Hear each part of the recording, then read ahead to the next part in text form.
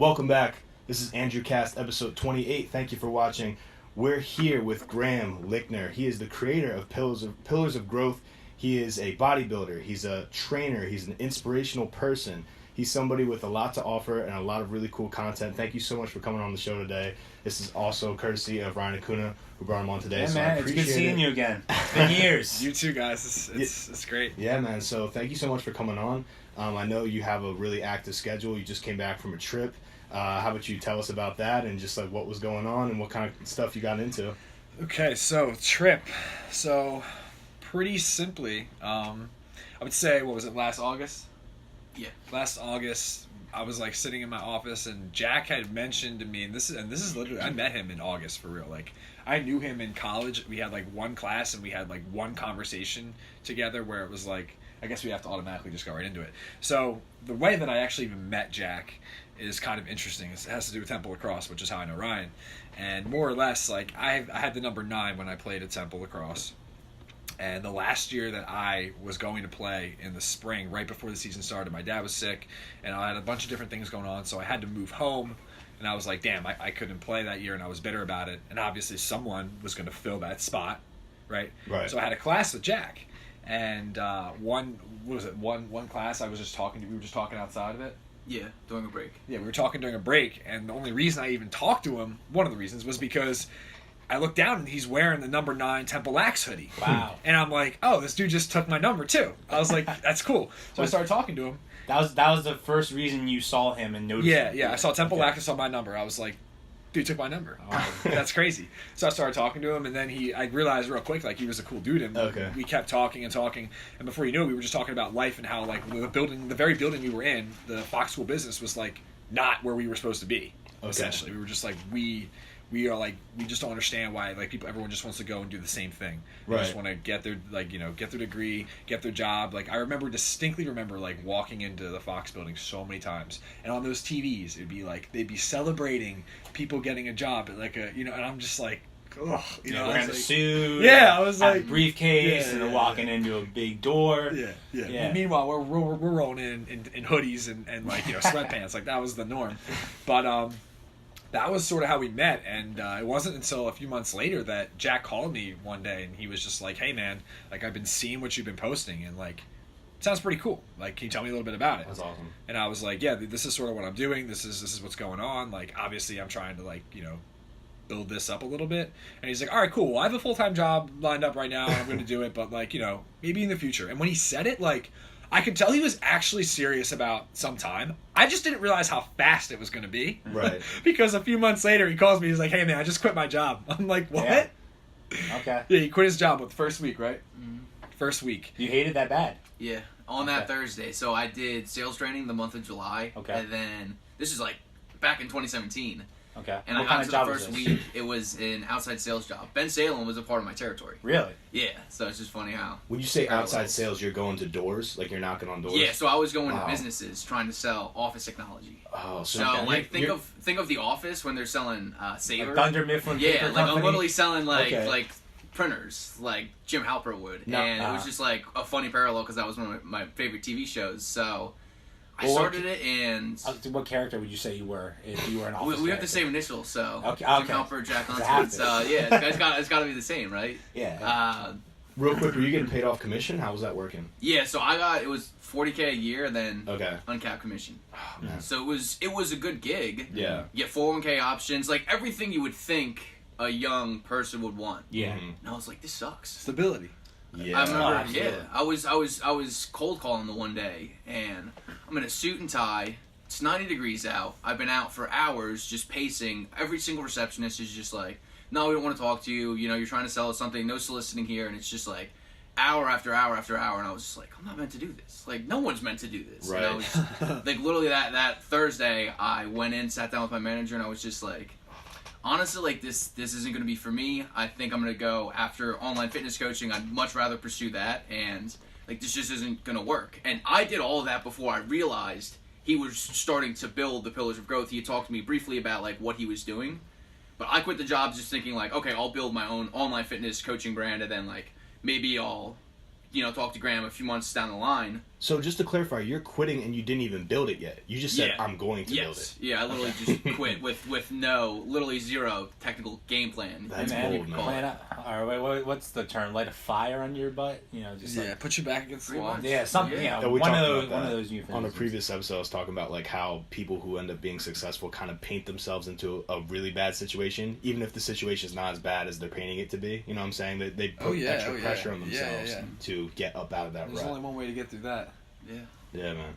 It's faith. That's pretty dope, dude. That's a good story, and I think a lot of people that listen to this can relate to that, because there's definitely a lot of people that they're following the chronological traditional order for success, but they're finding once they get to that plateau or that higher level that they don't like what they're doing, and it just becomes a big problem, man, because you can be successful, quote unquote, but not like what you're doing, and then what kind of quality of life is that, So that's... I mean, I think what we as society deem as success is what's your paycheck.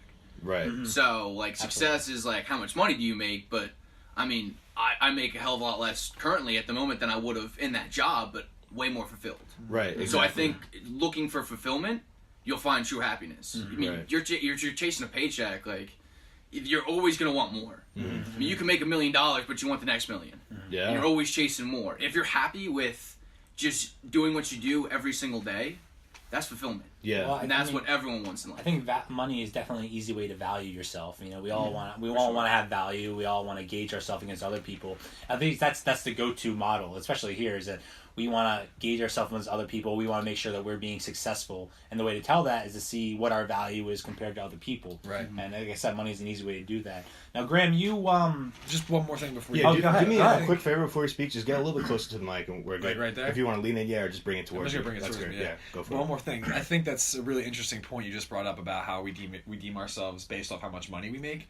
I think the culture at Pillars of Growth is wired right now that the more impact you make, the better we are doing in general. Like, we look at things as impact. That's what we're looking at. Impact, not money.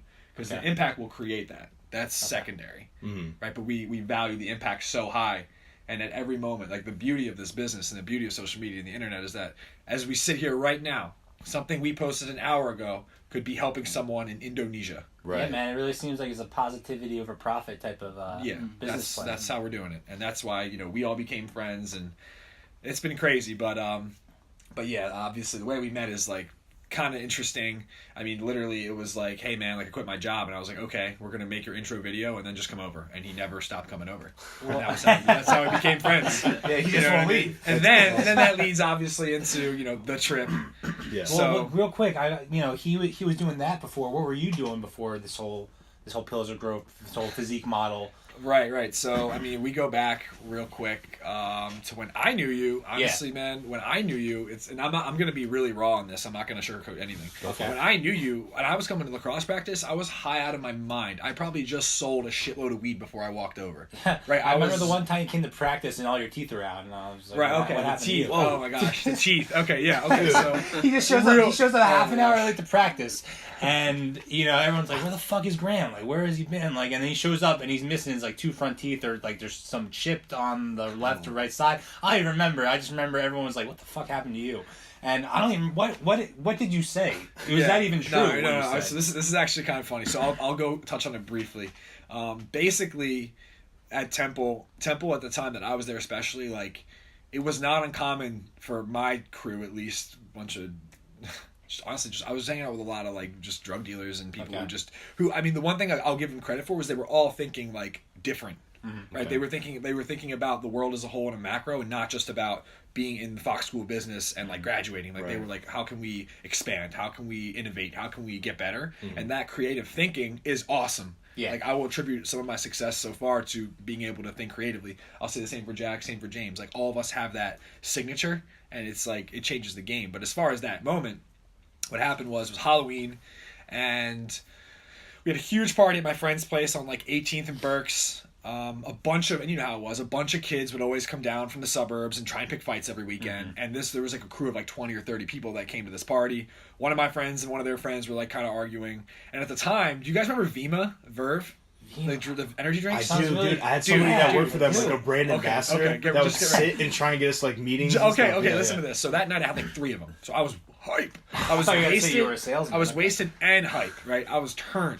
like, I was like probably like 230 pounds back then. I was a big guy. So you right? drank a lot of them. Yeah, I used to drink like, It's just down the verbs. It's just like, yeah, no, definitely. I mean, even on this trip, the energy drinks, like, we're not scared of the speed. I got you, bro. Yeah. So anyway, they're like kind of going at it, and then we ended up in the freaking street, and it's their huge group versus our huge group, and we're just like kind of squaring off a little bit, like staring at each other. And I was like, just go home, like just leave us alone, like no need to like fight. They're like waving around weapons and shit. I'm like, would you guys just leave? Well, like, what kind of weapons? They picked up random things off the street. Oh, okay. Yeah. One of them had a knife. Like, I don't know what's going on, but anyway, so they eventually disperse. And then what happened was like, one of them said something to one of my friends, and he just took off down the street after this crew of 30 people. Yeah. One guy.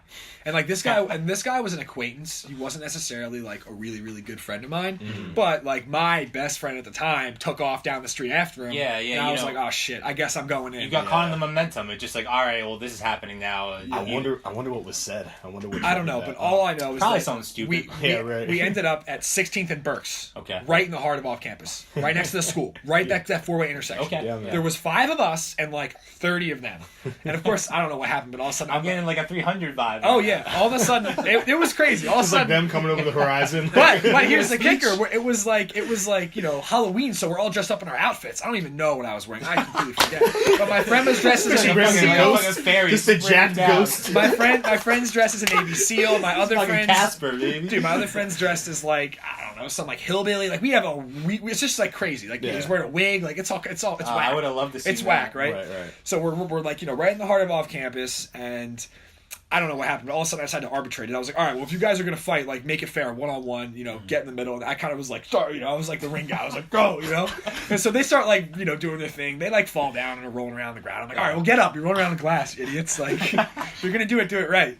So they get up, and then this guy does like, a really, really corny thing. He takes his shirt, and he throws it at my friend to cover his face, and then comes over with a right. And before he even finished, and I was wasted and like turn up, right. I actually came over with a right too, and I hit him. And then my friend Tom, who's like 6'4" and like 270 pounds, like he comes over with a right too. And all of a sudden, we're all fighting, just brawling right in the heart of off campus. Like to this day, I have no clue how the cops weren't there, because that's where they camp out. And all of a sudden, there's just mass chaos. Like, everyone's just fighting. People are just getting hit in the face. All this crazy shit's happening. All I remember is getting bounced out of, like, the circle of fighting. I don't really know how it happened, but I got bounced out, and all of a sudden, like, I was just staring at, like, 3 guys. And one of them just is like, you think you're so... And before he even finished his sentence, like, I already had, like, uppercutted him, like, 3 times. And I was like, and this isn't, like, anything that I commend. Like, this is not stuff I'm proud of. This is, like, definitely the days where I was, like, totally just running off pure emotion. Mm-hmm. Right, and so there was some, there was like understandability in the fact that like my friends were in need and I was helping them, but at the same time, like, I'm not a violent guy. I don't really like fighting. It makes me sort of feel weird when I see it. I hate tension and conflict. Like, it makes no sense. There's no reason to. We can talk things out, right? But at the time, especially when you have, 15 to 20 plus drinks and you drink a couple of verbs, you just do shit, right? You're reacting. I was also like 18, so I was still like very immature. You think that was just like a partying time of your life, and that's why you got into that? It was a time of my life where I didn't stand for anything. Okay. I didn't stand for anything. Mm-hmm. Right? So me now versus then, I have morals I'll stand by, and nothing's gonna make me budge from them. Okay. 0. Mm-hmm. So back then I was just sort of like, I just want to be like cool. I was caught up in like my ego essentially. Mm-hmm. But I got bounced out, and it's messed up. I was beating this kid up on the ground, and I got what I deserved, because I looked up a second later, and a bottle exploded in my face and shattered on my face, and like everyone kind of freaked out at that point and was like, "Whoa! Like what the hell just happened?" And I'm just like sort of stunned for like 10 seconds, and like my face was numb, so I start like feeling my face. I'm like, I'm pretty sure I just lost all my teeth, and I feel around, and I'm like, okay, I definitely am missing that one. Meanwhile, like the group's kind of separated, and like their group is like wielding weapons again now that they have like knives and shit, and they're like taking it like pretty extreme. All of a sudden the cops show up, and then I was sort of the end of it. But I went home that night and I was like, oh man, my face is messed up. And that was the first lacrosse game we had the next day. Say, and then what'd you do? It was a game, and it was my first season there, so I was just getting to know these guys. All they knew was that I was TJ's cousin. One of my cousins played on the team. Oh yeah, how's he doing? He's doing good. He's doing really Okay. good. Yeah. Right. So that's the only way people even knew me. They just knew like I'm TJ's cousin and I'm like a big guy or whatever, right? Mm-hmm. So I come into practice the next day after I call my mom and she was like obviously super upset with me. She's like, worried and all that stuff. I was like, it's gonna be all right, but I'm missing a tooth here. And at the time, these 2 teeth right here, they're already fakes. Okay. I lost them when I was a kid from they just grew in really weird and they got pulled. Mm-hmm. But I had a retainer at the time and I could pull it out. When I pulled it out, I was missing these 2 teeth. So that day I was missing 3 teeth, right? It's the first lacrosse game. So I roll up to the field and like I'm talking to people and again, they don't really know me at all, right? And I'm like, yo man, how you doing? You ready for today? And I'm like smiling at them and shit. My face is all fucked up. And they're like, dude, like, and then this is literally the face. They're like, dude, like, what happened to you, man? I'm like, honestly, dude, we got into like a huge brawl last night. And they're like, dude, are you all right? I was like, you don't want to know what happened to the other guys. And I kind of like said it as like mostly a joke, but I guess it was serious at the same time. Right. And everyone was like, it was like Griff. I swear it was like Griff and like somebody else. I distinctly remember being like, what the hell's wrong with this guy? I love to see young Griff and all their reactions. Yeah, it was classic. I mean, if I was on the team, I'd be like, we just found our secret weapon here. I mean, dude, I definitely was pummeling people back then.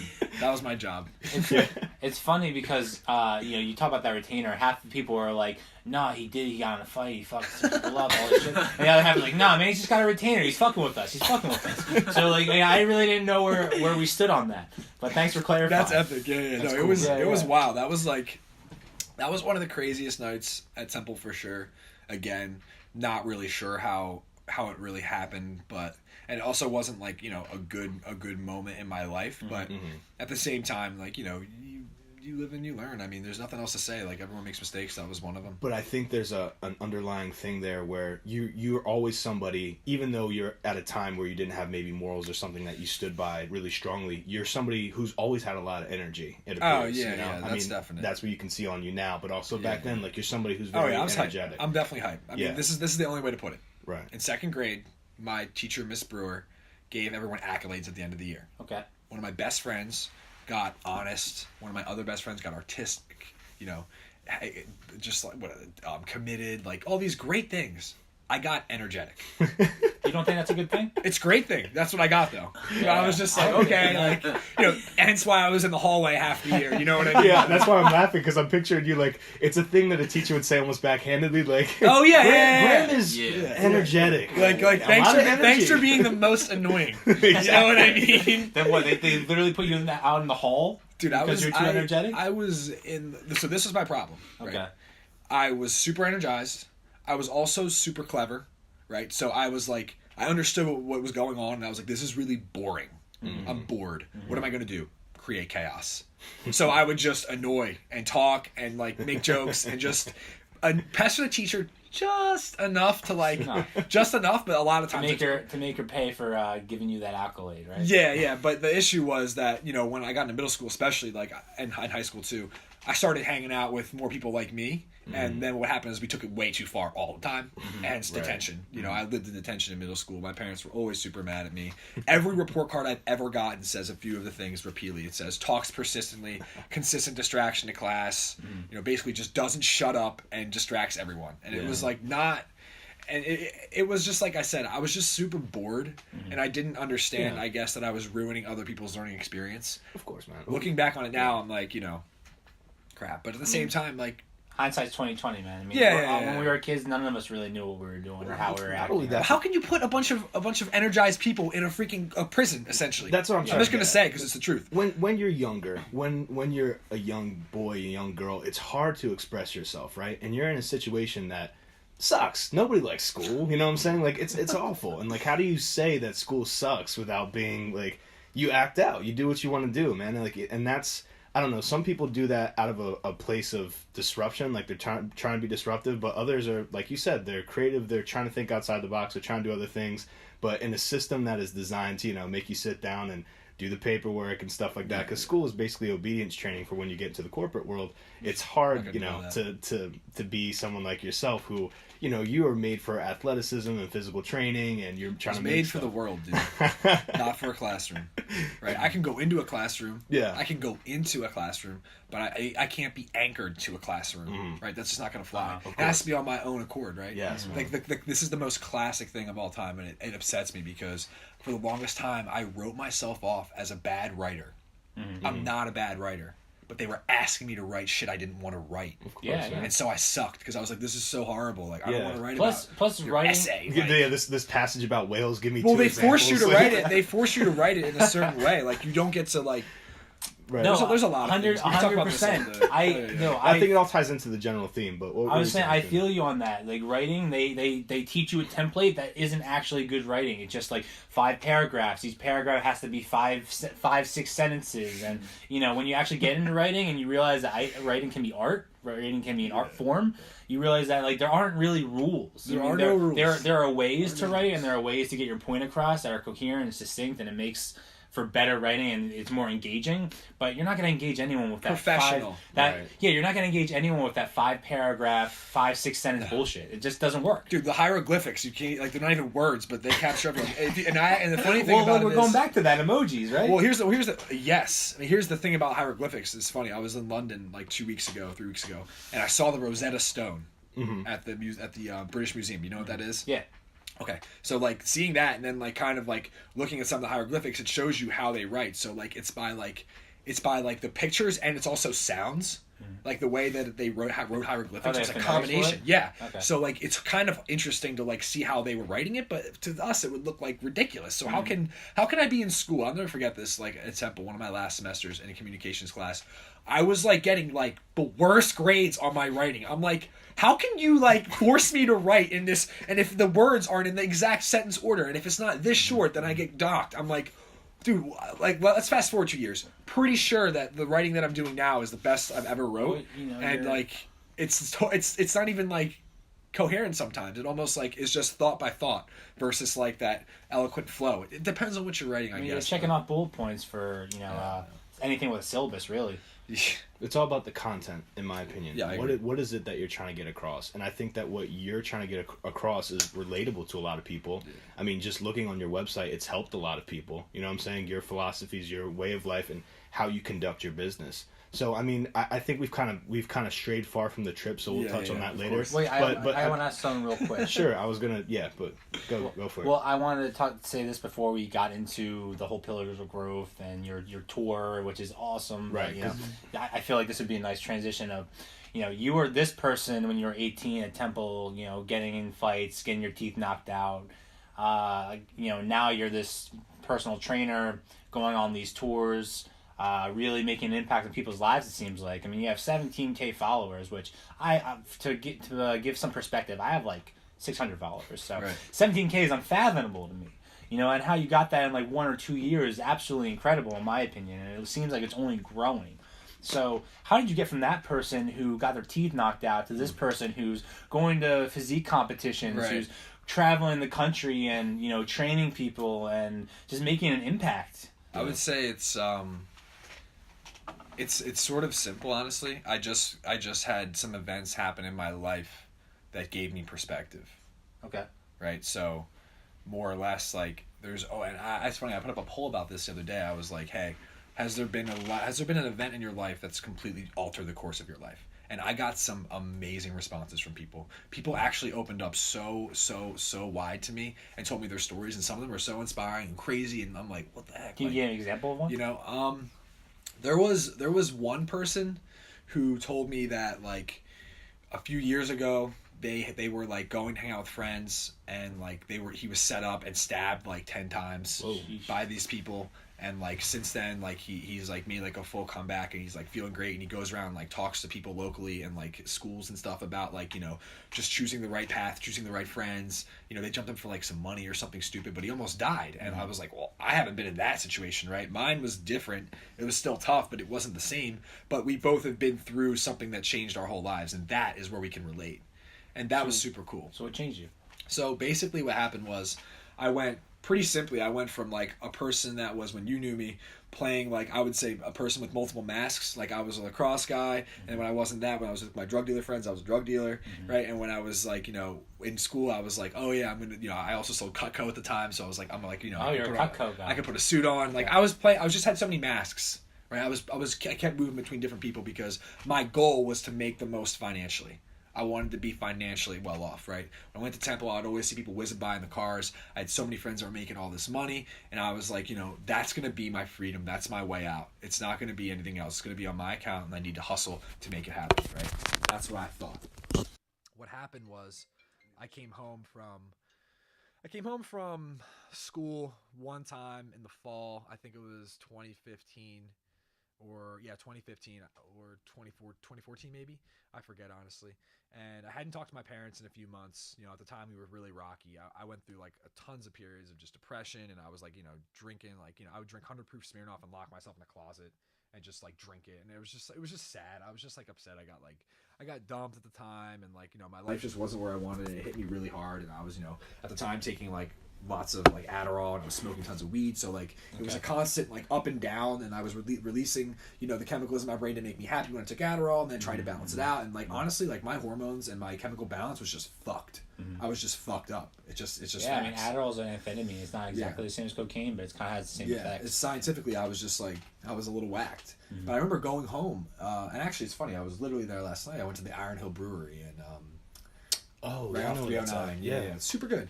I went there, and I was, talking to my mom. She was, pestering me with a million questions as always, which is, rightfully so. At the time, I was, being an idiot. And I look at my dad though. He was being real quiet. He was just kind of like rubbing his head and just like, kind of out of it. And I looked at him, and I swear to God, I was like, Dad, you all right, man? It looks like you're dying. And he was. My dad had stage 4 lung cancer at the time. We didn't even know it. Oh, snap. Who didn't know it? Just you, or none of us knew it? He kept it from everyone. Even he didn't even know. Even your mom. Oh, no one knew. Yeah. Okay. So it wasn't so about a month and a half later that I went home for Thanksgiving, and I'll never forget this because it was one of the pivotal moments in my life, and it kind of like everything stirred inside me. Because here's the thing, like if I retrace my steps back to when I was a kid, I would be lying to you if I didn't believe that there was always something about me I knew that I was going to make an impact on this world. I've always known it, but for a very long time I was like, I don't know if I didn't have confidence to like follow through with it, right? But that moment when I walked in and I looked at my dad and my mom and sister were crying, and he was like, all he said was, I'm going to be okay. And I looked at him and I was like, no, you're not. I didn't say it, but I knew it, right? You just felt it. I knew it, yeah. And it was just intuition. I was just like, my dad's going to die in the next 2 years, and you're going to change your whole life right now. And literally in that moment, the seed was planted, right? The seed's always been there, but it started stirring inside. I was like, yo, dude, you're doing a lot of shit that he would not be proud of, and if he ever knew, what would it do to him? Like, what would your family think about you if they knew that you were selling drugs and you were doing drugs all the time on the side, right? Okay. And like chasing things that weren't necessarily like what they would say they raised you by. And for me, like that was always my internal struggle, was battling between these two things. In fact, there was another really amazing moment at Temple that I'll never forget. Was when I was a sophomore. I was like grinding up some weed on my desk, and I had my student ID there. And when I looked down at it, I noticed that like there was weed covering my face. Like you could see half my face, but not the full thing. And it hit, and I was really, really baked. And I looked at it and I was like, holy fuck, that's how the whole world would view me right now. And I was like, that's holy shit. And it hit me so fucking hard. And I was like, dude, you gotta stop. And that'd be some cool art. It was crazy. I'll never forget it. I mean, it's like literally like, it's right there in my mind, because it was just such a pivotal moment. Like I said, I was always having that battle. Like, there were times where I'd break down. So the one side of you just had weed. No. It was just like, yeah, you have pieces on, it was particles, on the idea. Particles on my face. So you could see my face, but it was like murky. Oh, I see. You feel me? Okay, yeah. And that like really hit me. And again, like I was having that internal struggle for like so long. I couldn't tell you how many times I broke down and was like, what the fuck am I doing? Right. You know what I mean? Like I'm so high right now. Why? Like what is the point of this? Like I'm doing nothing. I'm surrounded by people who don't believe in me and don't think that I can do the things I know I can. Right? I knew I was different. I was like, I gotta find a way to get there. Like that's what my true self was saying. But at the time, my ego was just so fucking big. Like I was just like, I just want more and more and more. I was so greedy, man. Yeah. And I think that's why Pillars of Growth is just so awesome, is because like, and Jack is literally like one of the greatest things that ever entered my life, is because like he literally believes in every single thing I believe in, then some. And like there is no greed within our community. That's awesome. Like it's all about the impact. That's all that matters. And at the time, like I said, I was just so ego driven. And you know, when that happened, when I found out my dad was sick, I was like, damn, like this is about to change. I didn't really understand how or why. I just knew it was going to. And in the next, you know, honestly, in the next like couple of years, I knew it was happening, but my dad was like sort of healthy still. Like he was taking some study drug that was helping him, and he like wasn't showing signs of like, you know, being really sick. So I was like, it wasn't hitting me, right? I was like, oh, he's okay. Like I can get away with it. Was like, he doing chemo? He was taking a drug called Tarseva, I believe. Okay. And it was a pill, and it was essentially just you know, stopping the cancer from spreading. And during that time, I was like, ooh, let's see what I can get away with, right? That was always my thing. Really? Back in the day. Your initial thought wasn't that my dad has cancer. It was that like No, my initial thought was my dad has cancer. Okay. But as soon as that went away, I was like, let's see what I can get away with. Okay. Right? Because that was always my game plan since I was a kid. I was like, what can I get away with? Right? Because it was always like, do this, do that, blah blah blah. And like I didn't really like the rules. Obviously, I was like, okay, how can I like get around them just ever so slightly, right? So at the time, I was like, still, hey, I'm gonna try and make as much money as I can. I'll be done doing this by the time I graduate. All this stuff. Moral of the story: I got very greedy, insanely greedy. I made a ton of bad deals. I literally almost fucked up my entire life by just like essentially like shipping a bunch of weed like through the mail and like putting my friends, I would say people I knew at the time, in positions that could get them into trouble. And you know, that situation especially sort of, honestly, I won't even lie, it sort of led me to flee Temple in a way.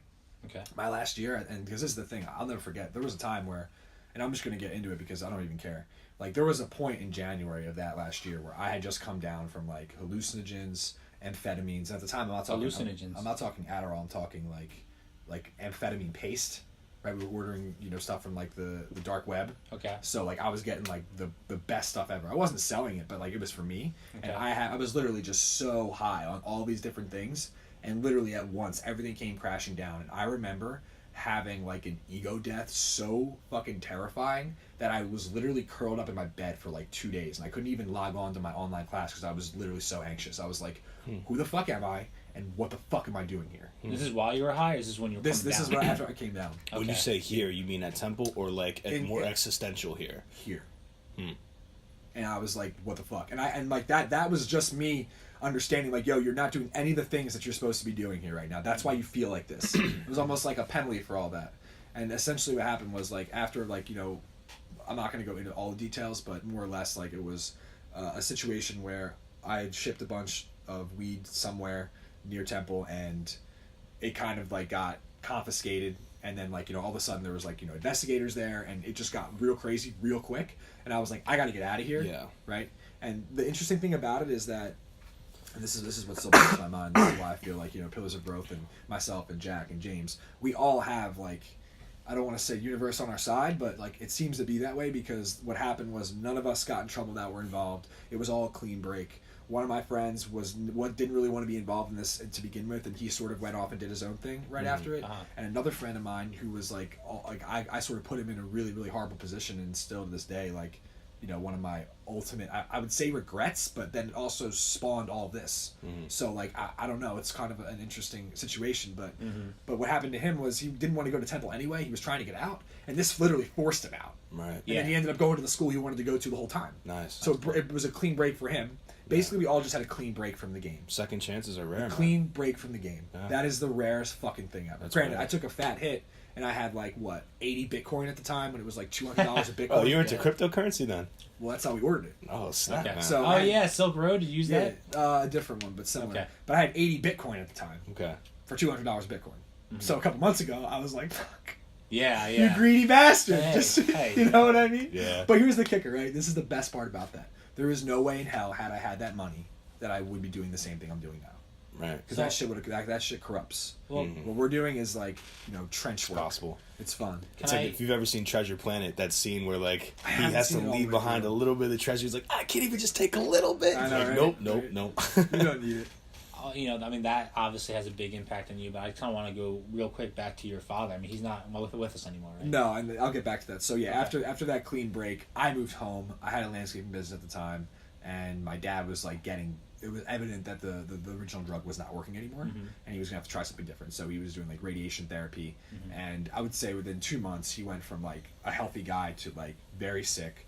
And a few months, and at that point I remember, and this is sort of where the whole bodybuilding thing came to, I remember watching Pumping Iron after I had those issues with like, you know, That's a great documentary. Self-identification, all that shit. I went home and I remember eating like chili and just like, I'm gonna watch Netflix. I don't do this ever. I'm gonna watch something. You know, I was nice and cozy. It was a winter night in February, and I put on Pumping Iron. And I was like, you know what, dude? Like, always been to fitness, always been to lifting. I have good proportions. Like, I could be a bodybuilder. I love when they ask him if he drinks milk, and he's just like, milk is for babies. When you get older, you didn't get Yeah. No, it was, so like, I watched that and I was like, you know, sort of inspired. I was like, you know what, dude, I'm gonna plant the seed right now to be a better person and take the hard path. Okay. Take the path of work. Right? I wasn't scared to work hard. I just was doing I was putting my energy into things that were wrong, and at the time, I don't think weed is bad. Mm-hmm. I think there's tons of great things. I think there's amazing things that go on with cannabis. I take, Of course, yeah. I take the CBD oil for my joints all the time, right? Non-psychoactive, but even still, Use the my almond- bag, everything in moderation. my backpack is made of hemp. I mean, hey, dude, I used to work in an oncology office, and you know, they're really starting to use hemp products, and you know, these weed dispensaries for medical marijuana use are starting to open up in like Jersey, and I think they have one in Plymouth Meeting now. It's happening. They're opening up, yeah, and you know why that's happening is because they're realizing how much it helps the patients. Yeah, dude, it's You awesome. you could give them like a Xanax, or you give them some other drug that has a lot of bad implications. That you gosh. take them and you get hooked on them, or you could give them cannabis that alleviates their pain, it relaxes them, and it makes them feel better. And yeah, I mean, who's it really hurting is my question. Nobody. And especially if you have cancer. I mean, you're already in a tough battle. Like, what's a little weed going to do? And I think that's where, like I said, I wasn't doing all right, it was wrong in societies. It was like breaking the rules, so that was wrong. And like, it was wrong to, I guess, dishonor my dad behind his back in that way. I would say that's definitely wrong. But weed is not wrong, right? So wrong time, wrong time, Wrong time, wrong place, wrong setting. Yes, exactly. Yeah. So, moral of the story, like, the seed was planted. That summer, I had, like, a couple people were like, hey, man, like, there's, like, fitness model. Like, men's physique was just, like, kind of starting to happen. So I was like, I don't know if I want to be, like, the biggest guy of all time. But, like, I could definitely go for, like, something like that, which is more, like, beach body type. I was like, I could do that. So I was doing the landscaping thing. And over the summer, my dad got, like, super sick. It was evident that he didn't have much time left. It was very demoralizing. Watching someone that was just so strong sort of, like, transcend this reality. Your dad was a coach of LaSalle, right? Yeah. Okay. So my dad was he was a great swimmer. I mean, when he was 15 years old, he went to the Olympic trials. Wow. He was ranked in the top 10 in multiple events in the world, all ages. He was a prodigy swimmer. And he was an amazing coach as well, without a doubt.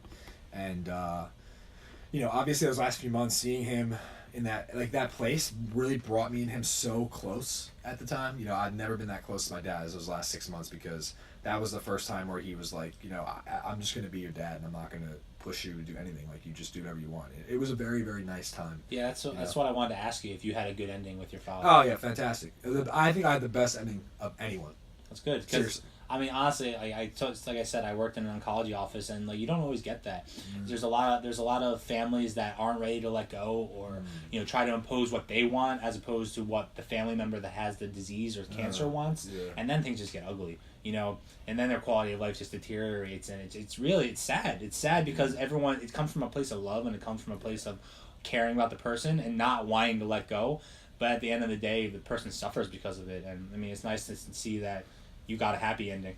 Yeah, it was. I mean, it was a celebration. That's the way I look at it. So, I mean, more or less, like, by August of that year, I had decided I didn't want to do landscaping anymore. We were going to sell the business because my dad was super sick, and I was like, you know what, dude, fuck it.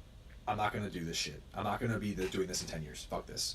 I'm not going to cut the grass better than that guy for $1 less. That's ridiculous. The machines are all the same. I can't do it any better. All I can do is offer my smile. That's you know what I mean? There's no impact. I was like, how much pleasure are these people getting from a cut lawn? They don't respect me at all. Half of them don't even pay me on time. Like, there's no respect. There's no mutual respect. So I was like, I don't want to do this anyway. I invested a ton of money into it, but I was like, I don't care. I'll take losses and pursue my dream. And that moment, I was like, I'm gonna do a men's physique competition when I graduate in the spring from Temple, and this would be 2016 in June. And I was like, I'm gonna do it. I know my dad's on his last legs, and I know, like, this is. I just knew inside this was my path. I was like, this is right. because I started feeling really good about myself for the first time. Cool. And as soon as, unfortunately, you know, that last month, September of 2015, I had taken the hardest classes that I'd ever taken at Temple. I was in like finance, risk management, which I failed twice already because I was just like, you know, high during the class and not paying attention. Risk management, management information systems, and like 2 other classes that were like deemed difficult, right? For me, difficult because I didn't want to sit there and study and shit. So I was like, I don't feel like doing this. You know what I mean? Mm-hmm. So I had that. I was training twice a day, first thing in the morning, last thing at night. I was finishing up doing the landscaping thing. So my days were like jam-packed. And it was in this time of my life where I realized that I was walking that path.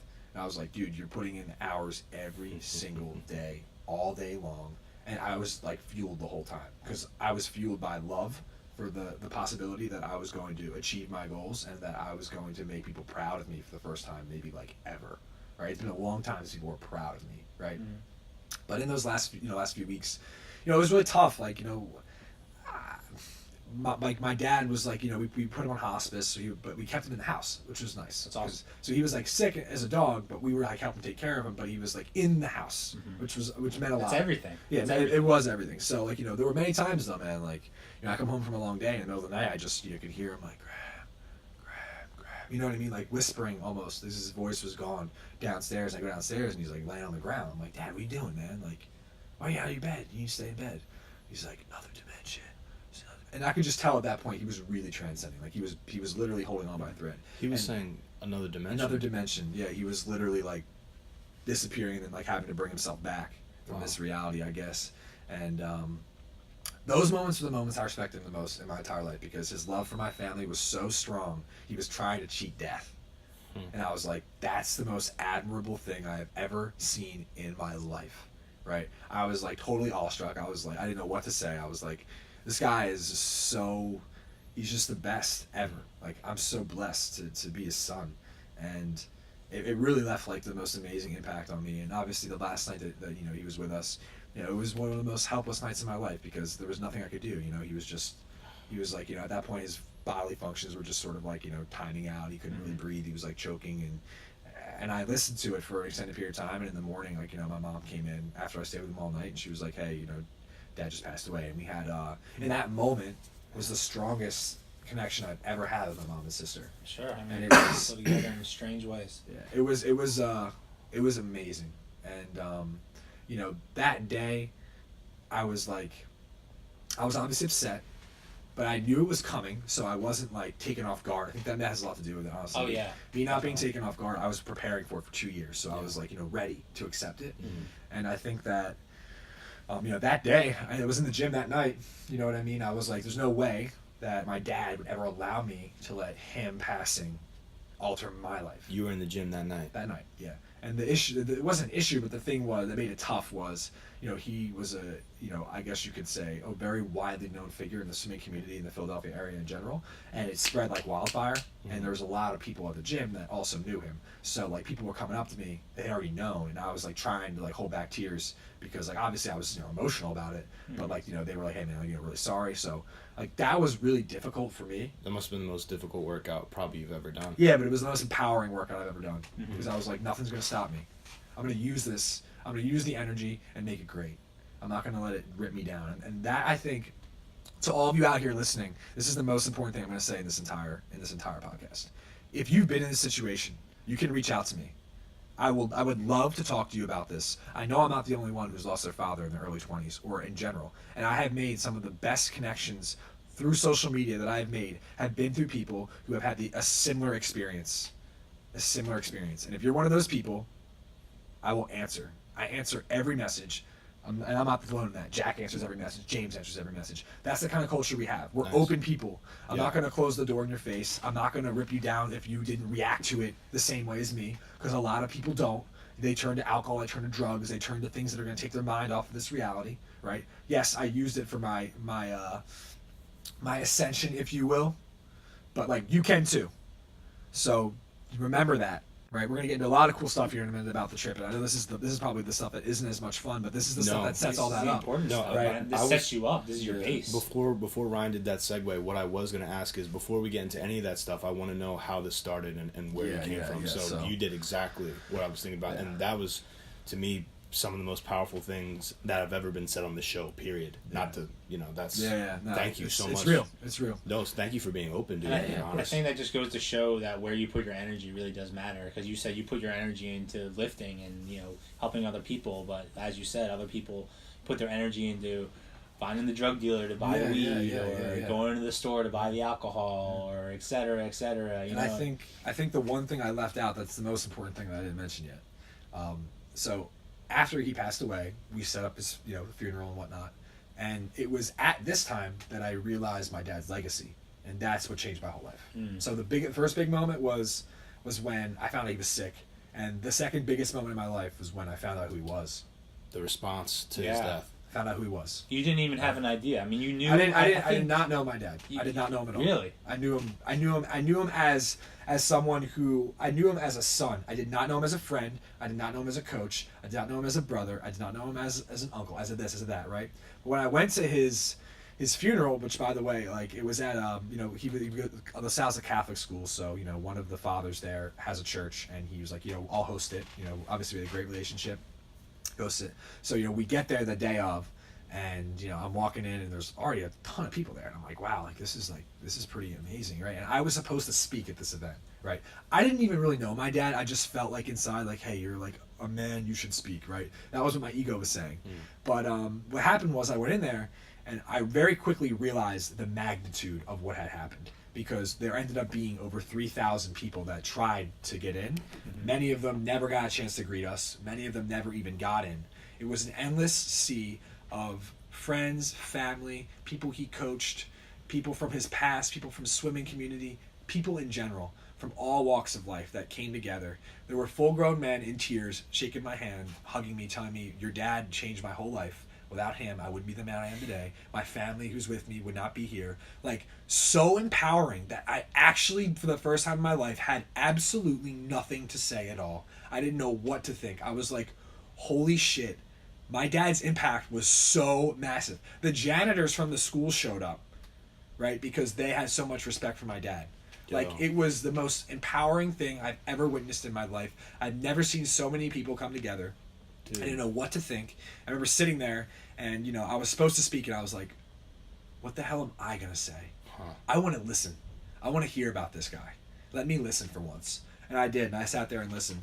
And that day, I realized that my true purpose on this planet was to carry out my dad's legacy and just be the best man I could possibly be, and impact people in a positive way, and spread love and positivity, and not be selfish. Because my dad was selfless as fuck. And that's why I respect him forever. And after that, that day I made a decision that I was going to at some point get a tattoo of his initials to remind me of that shit. And that's what I did last year. Oh, that's awesome. And so now it's everywhere I go. And like that same fire and passion he had for life, and the purpose is the same purpose we have at Pillars of Growth. Nice. And that's why no one can stop us or touch us, because love transcends this reality. And so we have literally a shield around us, and no one can break through it. Nothing you say, nothing you do, nothing you think will affect us. We're just on a completely different level. You're just in your own lane trying to make it work, and I commend you. It's hard to cancel out that negative noise that comes in every day. I mean, everyone deals with it no matter what they're trying to accomplish, and I'm sure you're no exception. I mean, what have you experienced any negativity that of course. You just had to throw? Honestly, I'm not gonna lie to you. Very minor. Right. In fact, the only time we experience it is when we put ourselves in a position to experience it. What do you mean? Okay, so for example, the only real time I'll ever experience negativity will be if I go to maybe an event where there's lots of alcohol and not people that I'm friends with all over the place, because they don't know me, and then they may be judging me out of their own insecurities. Based off of the fact that you're not drinking? No, based off the fact that I'm just different. Right, okay. yeah. I'm just doing different things, right? So honestly, I'm just going to be honest. The only time it ever happens is when we bring ourselves down to a lower vibration. That's it. Right. But we're doing our own thing with the crew around the country. We went around the country for 8 weeks, and we didn't have one issue. That's so cool. Like I said, it's almost like the universe is literally guiding us away from it all, as long as we're carrying out our mission, which is what we've been doing. And so the only time it ever happens is that. As far as hate online, social media, I don't really think... I've had like maybe a few circumstances, very minor, and I'm sure I'll get more in the future. But like... I don't know.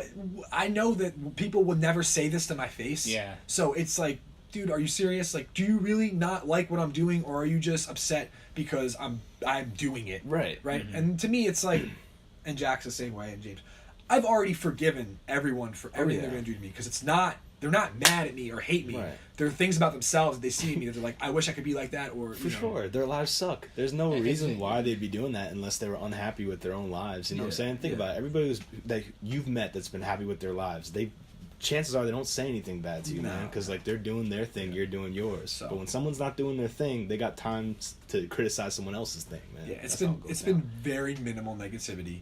It's been macro positivity. Cool. We've met so many people.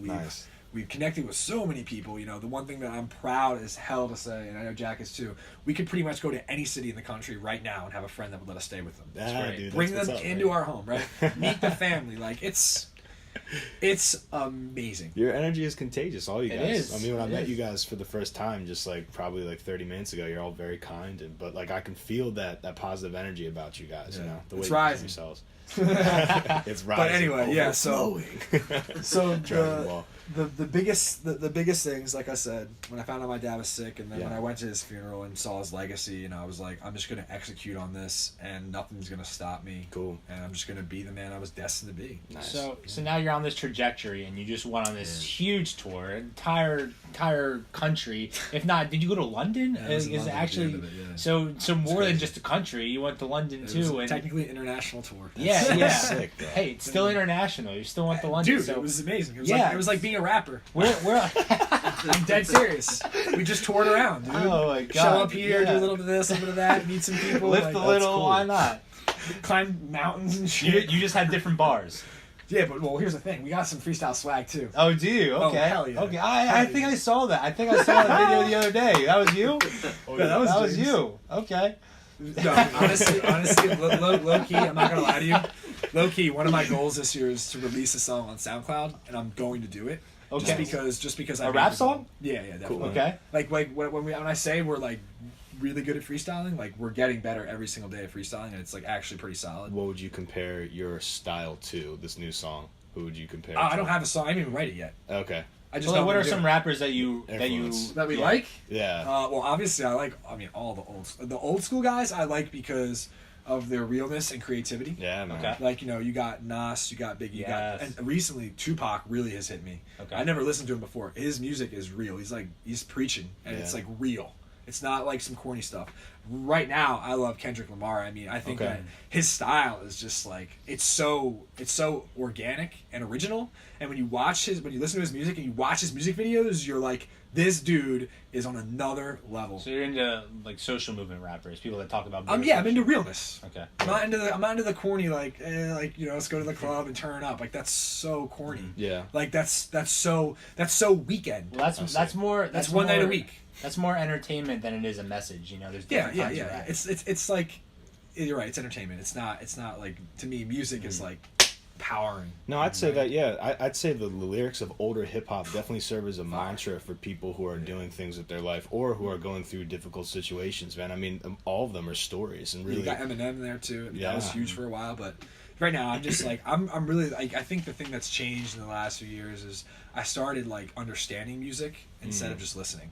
Right, so now I'm like, why did they do this? And it's starting to make sense. I'm like, you know, I'm not talking just rap. Like, I'll listen to classical music and be like, what the heck was Bob thinking when he did this? Because this is insane. How did he even write this? I'm with you. Couldn't even, you know, I'm just with you, man. crazy, right? I'm with you. So all kinds of music, like the way that it dictates mood, because that's all. It's like they were trying to create a mood, and when you really analyze like why they were trying to create that mood and how they do it, it's like, that's really interesting. I mean, I'm sure we all do this. You ever listen to music just to try to change whatever mood you're in? Of course, yeah. Music is the elevator. I mean, yeah, for us, like for me, James especially, and Jack recently, honestly too. Ever since I introduced him to like a lot of this like chill step, you know, electronic music. Yeah, lo-fi. We're big lo-fi guys. I don't even know what that is. What is lo-fi? Oh, bro, you gotta get on the train. It's anime beats. It's anime beats. He's talking about on YouTube. A lot of the lo-fi compilations have like a loop of like an anime clip, like it's like 16 seconds. Oh my gosh, dude, it's so sick. Honestly, man, I got a friend that produces it, and you know, it's something that you put on when you're studying or you're trying to get stuff done, man. Yeah. It does something where you're focusing, dude. It just puts you in a positive thought loop,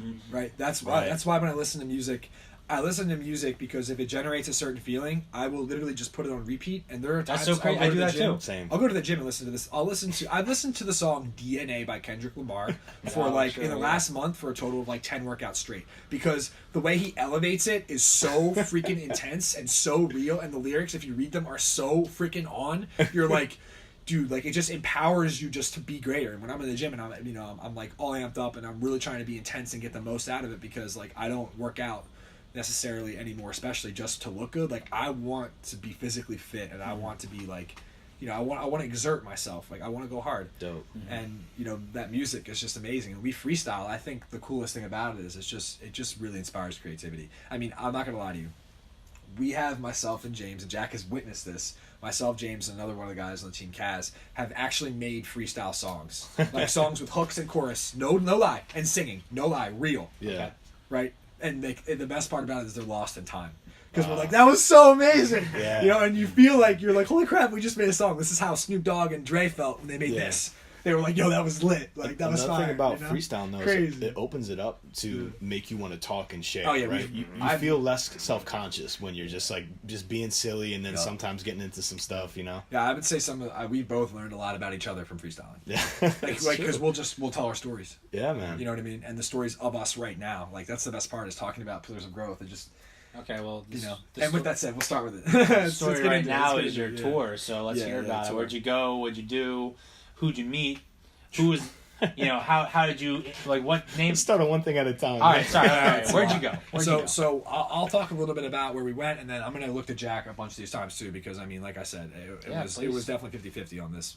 Maybe 51-49 in his favor. Honestly, he did a little more driving than me, I think. But I mean, realistically, he came up with the idea. He was like, I want to go see my friend Aiden in California sometime next year. Like, I know it's going to happen. And he was like so confident about it. I was like, okay, great. And then I was like thinking one day, I was like, it'd be really cool. I was like, Jack, what if we like go on a tour and visit all of our clients over the country?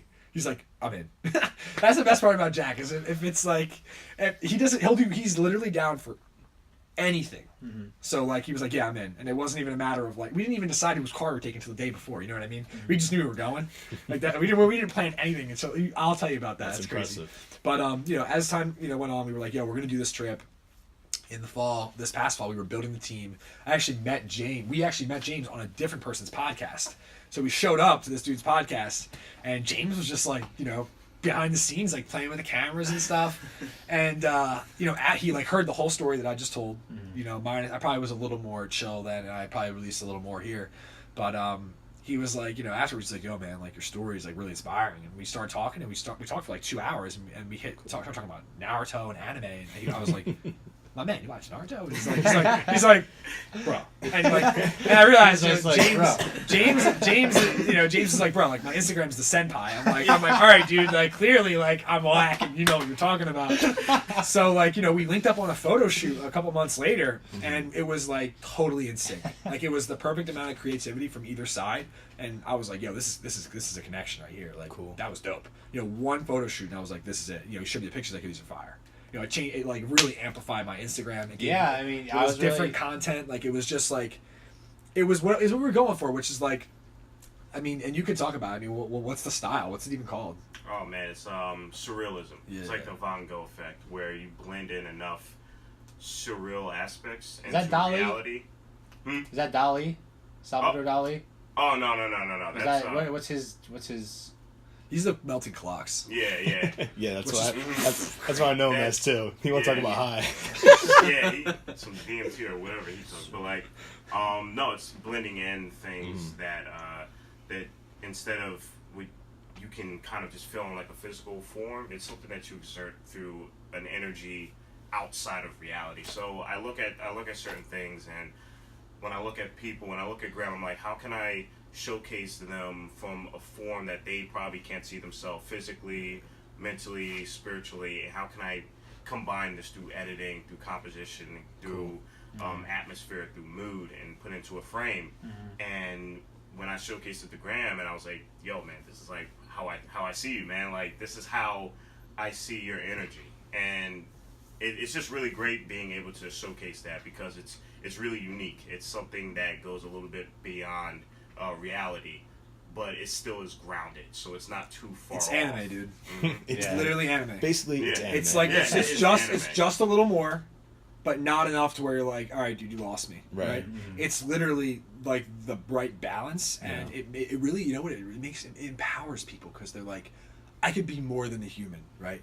That's what it makes me feel like when I'm with him. Like the Shidori shot, like that's amazing. dope. Yeah, I was where more can I than a learn human that? in that shot. It was dope. A lot dude. of these shots, I'm like more than human. Like they're like very powerful and they're very symbolic. And after we just had a few photo shoots, I was like, all right, well, like this is sweet. And then I started talking to him about videography, and he's like, yeah, man, like we can do some vlogs, which leads us to the trip. Yeah. You know, I called James and I was like, hey, man, like we're gonna be on this trip. We're gonna get all this content. Can you help make these vlogs? Because there's no way I can do all this. He's like, yeah, man, just send him over. Meanwhile, he's got full-time student. He's doing all of his gigs on the side. So like it was a big commitment for him to be like, hey, man, like I got you. And after that, it was like, we were definitely like already vibing on another level, and that took it to a whole new level. It's like, yo, we're gonna be a part of this, right? So I guess we decided where we were gonna go as far as the trip. Maybe a week or 2 weeks before, I won't lie. Like until this year, I had never been a good planner, and I still wouldn't say I'm a great planner, but like I'm a very intuitive planner. Yeah. So I just kind of know when things are the right time to do it.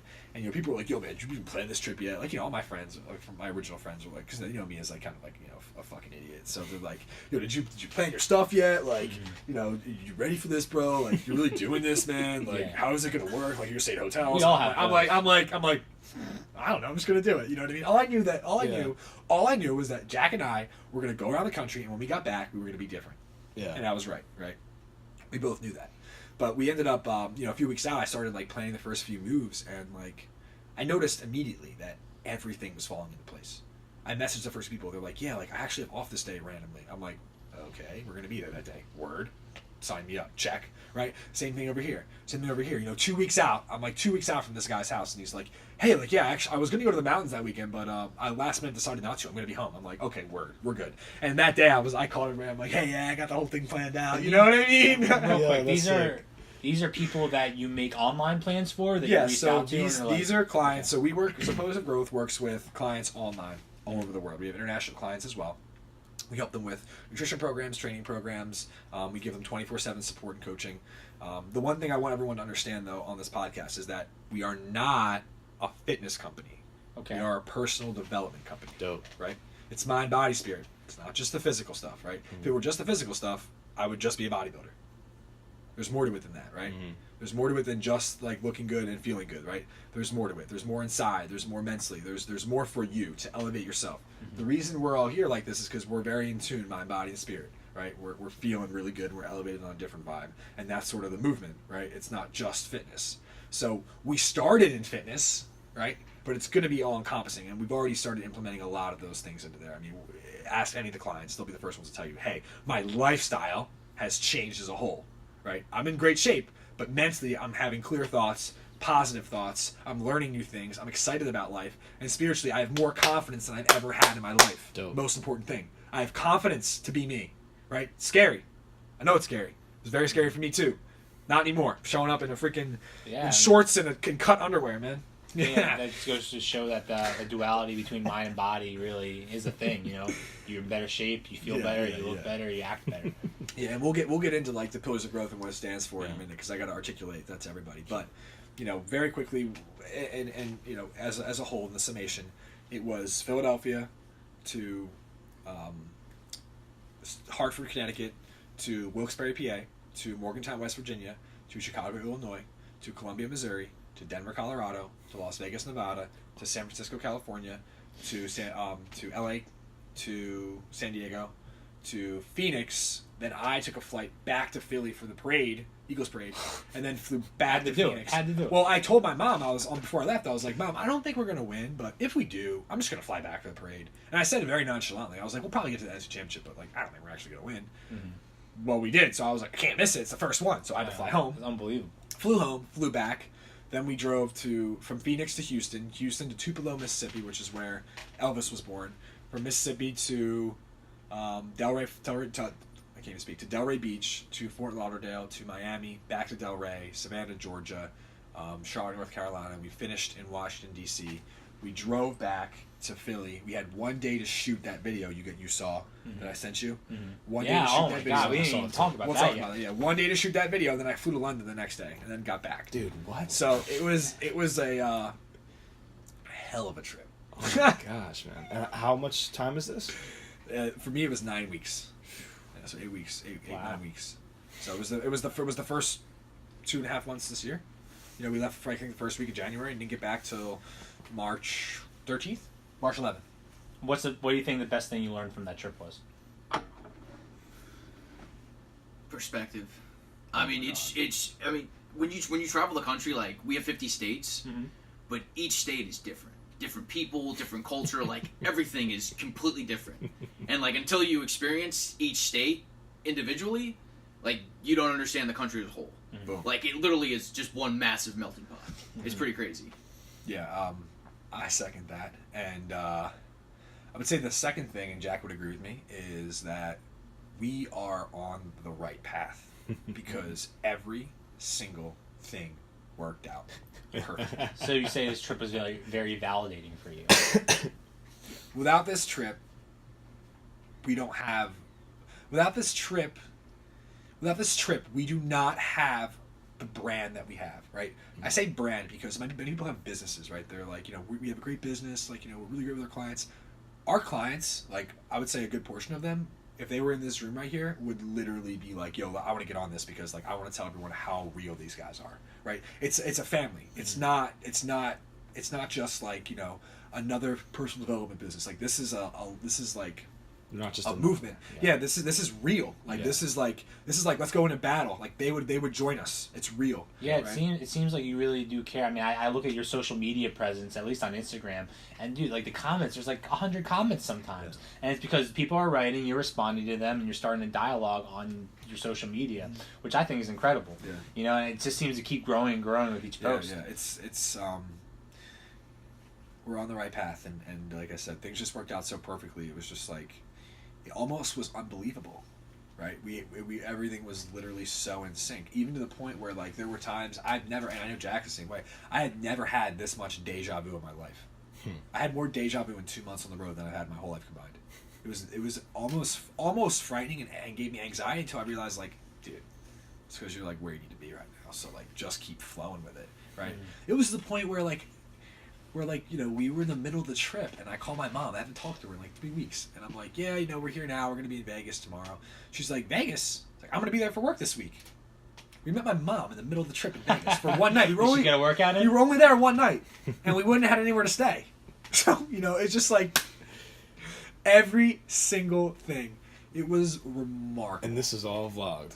Oh yeah, and the best part is like we only have a few of the vlogs like done. Right. We got so busy in the middle of this trip, like, and James was so busy we didn't even get a chance to put them all out. Like I we can't have wait to watch the this. best part, and the best parts he hasn't even seen yet. Oh, you know what I man. mean? Like only we know. It's so epic, dude. I It's can't wait to crazy. watch It's that. crazy. That's cool. Oh my gosh, yeah. I would say perspective. So when should that all be out? Do you have any idea? I would say that we just launched the growth game, so we're doing an 8-week transformation contest.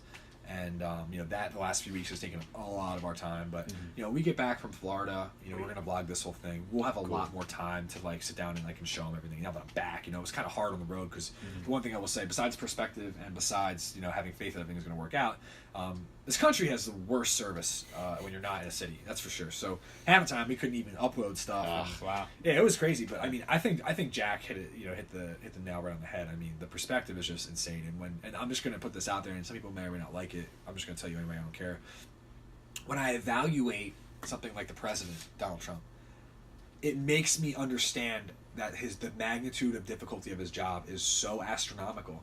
How the hell can you please people from rural Tupelo, Mississippi, and like progressive like California? Like realistically, like it almost seems in a lot of ways that California is like, you know, 20, 30 years ahead of the East Coast in a lot of ways, right? You know, like they're very progressive. Like that's Definitely just how they are. Also with how they take care of their body. For sure. Everything. It's a Like healthier they're people just out there. they're honestly, I swear, just their consciousness is just a little different than ours.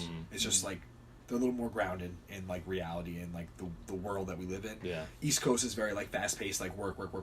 Then you have the middle of the country, which is just like they're just maybe like sometimes 40 years behind us in a lot of ways. When you right? did this, man, that's exactly what they are. They're just like, well, it'll come when it comes. But here's the man. thing, right? So if you have a piece of the country that's 40 years behind, and you have Right. California that's 30 years ahead, Right. you have a 70-year gap. Right. How the hell is he supposed to please everybody? I mean, you're never gonna please anyone no That's the matter point. what you do. Yeah. That's my point. So like regardless everyone, of your opinion on Trump, dude, like Yeah. I would not want to be president. man. yeah, it just gives perspective. Right. How can I pass judgment? I don't know the facts. I don't know anything. I don't watch any news anyway. I don't care. Same. You know, we're doing our own thing. All I know is we're on our mission. I know you don't care either. Likewise, dude. Yeah, so it's like, but you know, just seeing that gave me the perspective. I was like, okay, things make way more sense, Right. you know. And I think that was like one of the coolest parts. But yeah, ask more questions for sure. Otherwise, Well, let's talk about the video. Okay. The video. It's like a 2-3 minute video, right? And you know, it's like I got a very Justice League vibe out of it. I mean, I'm not sure if that's what you're going for, but Ask him. He's a genius, man. well, James basically, Bond. like here's Yeah. my thing: is like you're assembling your team, you're assembling your Pillars of Growth squad, and you know you're all doing your own thing, and then you get the call or you get the sign, and you know you all go towards this one place. You all just happen to know where to go to meet each other, and then you're all standing in that pose, like very much like Justice League. So I mean. I know you guys are big anime fans, probably superhero comic book fans. So, I mean, was that an influence? Oh yeah, well, I mean, you already know I love comic books, Okay. anime. I kind of wanted to bring the sense of togetherness, and like Graham was just originally talking about, like it's not a business, it's a brand, it's a family, and it's like we're all going to war together. Whatever war that is, we each have our different wars, but we have each other's backs and we have each other's sides, and we're going to be able to fight with one another. And that's what I kind of wanted to showcase. And throughout that 3-minute story, the beauty of it, which I try to portray, is to showcase everyone's arcs and how, you know, the difficulties that they've been through, or the walls that they're trying to climb over. You know, you see them give up, you see them angry or agitated, but as the story progresses, they each begin to grow, and I think that's the beauty of it, and that's what I wanted to showcase. And what I wanted to tap into is the same thing what you guys were talking about. Music is emotion. Emotion is such a powerful thing. I drive everything that I do off of emotion. It could be deadly, it could be vicious, it could be calm, it could be collected, but emotion is very strong and it's passionate. And when you're able to sharpen that blade and you're able to penetrate people's perception of this, emotion is the most powerful thing. And what I wanted to showcase in that video is emotion. So Graham, and instead of him just like talking about the growth games, I wanted him to talk, or not just talk, but showcase what the growth games is all about. Same thing with, you know, everyone else that was on there. So when they met up and you saw their journey and you saw how they were at their lowest, but they risen, each different paths all leading together. It was just a beautiful thing, and I think, and I'm just really happy that it came out. You nailed it. Yeah, I mean, You exactly. freaking nailed it. That's Yeah. He nailed it so hard that, and I'm okay to say this. He nailed it so hard that my voiceover actually made the video worse. It really did, but it had to be there because we needed to at least tell people what the heck was going on. Yeah, yeah. The video by itself, if you just like remove the music, which will happen, or the my voice, which we'll have to do at some point, like that made my mom cry the first time she saw it. Really? Just the video, right? Because like James said, it was just so empowering. Because like, where else do you see that in real people? Where do people come together and put all differences aside and just work towards one objective? Like, it's not something that is seen every day that's authentic from our generation, right? That's the biggest point. Yeah. The millennials, 24, 22, 20, right? I got guys that like can't even drink on my squad. You know what I mean? I'm the oldest one. I'm 24, man. Like, that's crazy, right? And they understand. Yeah, like, man. And that's why I love it when people are like, "Hey, millennials this, millennials that." I'm like, that's great. And then when I look in the mirror, I'm like, the thing about it is like, dude, like the team we're building, like we are the leaders of this generation. You guys are the leaders. Like this podcast inspires. Like it's up to us. That's true, man. You know what I mean? This video, just a piece of that. Yeah. Well, I will say that the video definitely left me curious. You know, it's like the Hunger Games are coming, and I'm just like, I haven't seen Hunger the movie. Games. What are those? I'm gonna keep saying What's that. I that? haven't seen the movie You yet. know, I so haven't seen it either, bro. yeah. Dude. Yeah, so what I guess you're asking about the growth games, like what are exactly the growth games? Like what is that? So Jack, you wanna take it away? Yeah, so the growth games are an 8-week transformation contest. Okay. So there is $1,000 grand prize. Sweet. Okay. But pretty big. yeah, so it's cool, but what you notice even in the first week, people are already getting sick, and you're already going through adversity. Mm-hmm. What we teach and what all of us have done as individuals Do you think? is it's 8 weeks. It's going to be 8 weeks of adversity. Okay. But if you go through 8 weeks of adversity, you're stronger at the end of it. Mm-hmm. That's what happened for all of us as coaches, as James. Like, that's what we're doing in these 8 weeks. We're calling it the growth games because you're literally going to battle. Cool. Like, it's not going to be easy over the 8 weeks, but you're going to be better for it. Mm-hmm. So we can have like the cool, $1,000 grand prize. But I talked about it yesterday in my post. That gives you like motivation, kind of. Right. But if you're not disciplined over 8 weeks, Yeah. the $1,000 is just like cool. That's not going to drive you Totally. over 8 weeks when you're sitting there and you wake up and you're like, damn, I'm super sore. Right. I don't want to hit this workout. I don't want to eat this chicken. Like, no, discipline is going to drive you. You want it to be better Right, and man. grow is what's going to take you over the 8 weeks. That's and awesome. that's powerful. 60 people changing their lives. Absolutely. I mean, that's creating massive ripple effects because it's not just us now. Yeah. Now that's 60 people that have a chance to go and talk about their story and give empowerment to other people. I like Absolutely. And I think Absolutely. the funniest thing, and I have to bring this up, is that I swear not one person has shown any signs of motivation by money. that. Yeah. Everyone's gotten closer in 1 week, and they're just supporting each other. Right. It's amazing. Like, what's going on in Jack's group chat with his team is like pillars of growth. It's just a bunch of people. Like, you just put them together, and they're just taking it. Boom. Well, yeah, I mean, I think $1,000 is something that could drive people, but at the end of the day, you're going 8 weeks, and you have to sacrifice a lot. You have to sacrifice eating what you want. You have to sacrifice taking that day off when you're sore. I mean, there are other people in this competition, and they're, if you're not all in, then you're not going to win that $1,000. So I think a lot of people realize that if they're not all in, they're just like, all right, like fuck this, I'm gonna go eat my cheeseburger. I'm gonna go. Well, of course, go there's sleep always, in for the next 2 hours. There's always some of that, but like I said, this is the best part about us is the culture that the people that are involved know us, right? They know us. They know who we are. We're very authentic. I know there is not one other business that has a coaching aspect that is as real as we are. We literally give them any time they want. There's so many coaches out there where it's like, yeah, email check-in, or like, hey, I'll call you once a week. It's like, do you need us? We're here. We're willing to give up our time now for them, even if sometimes, like, there have been so many points where like we've taken on so many free clients just because we're like, it's just the right thing to do. Yeah. Like, I'll give my time to serve you because what else am I gonna do with my time? Play video games, mess around, go be selfish. Like, I don't care about that. Like, we care about helping other people. We want to build a community of people that want to help other people, and I believe through and through that the community we're creating is just a community of leaders. Right. And they're gonna go forth and carry out our will. Right. Yeah. And our will is just to help the world be a better place. Like, that's that simple. It's also a business savvy mood. I mean, when you're trying to start something new, it's best to do stuff for free. In the beginning, yeah, my friend just wrote a book, and he's giving that book away for free. Yeah. And that's how people really get to know the authentic you and become a customer of yours. But I kind of want to shift focus to you, man, without revealing too much of what you do, because I know you're kind of a information based kind of thing when it comes to fitness and stuff. Your diet, man, like your daily eating stuff, what is kind of your strategy? Do you do cheat days? Like, what's going on Okay, with that? so it's funny you say information based because we're not information based. Me and Jack, Okay, I'd say yeah. for sure. We're all intuitive. Okay, I right? got you. So, like, obviously we know the information for the most Okay. part, right? We can do it, Mhm. but we're at a point now with where we're at in our training and the business in general that it's way more intuitive, and we're trying to get the most mentally we can a day and the most energy we can get out a day so we can be the most effective we can be. Cool, my mistake. No, it's totally cool.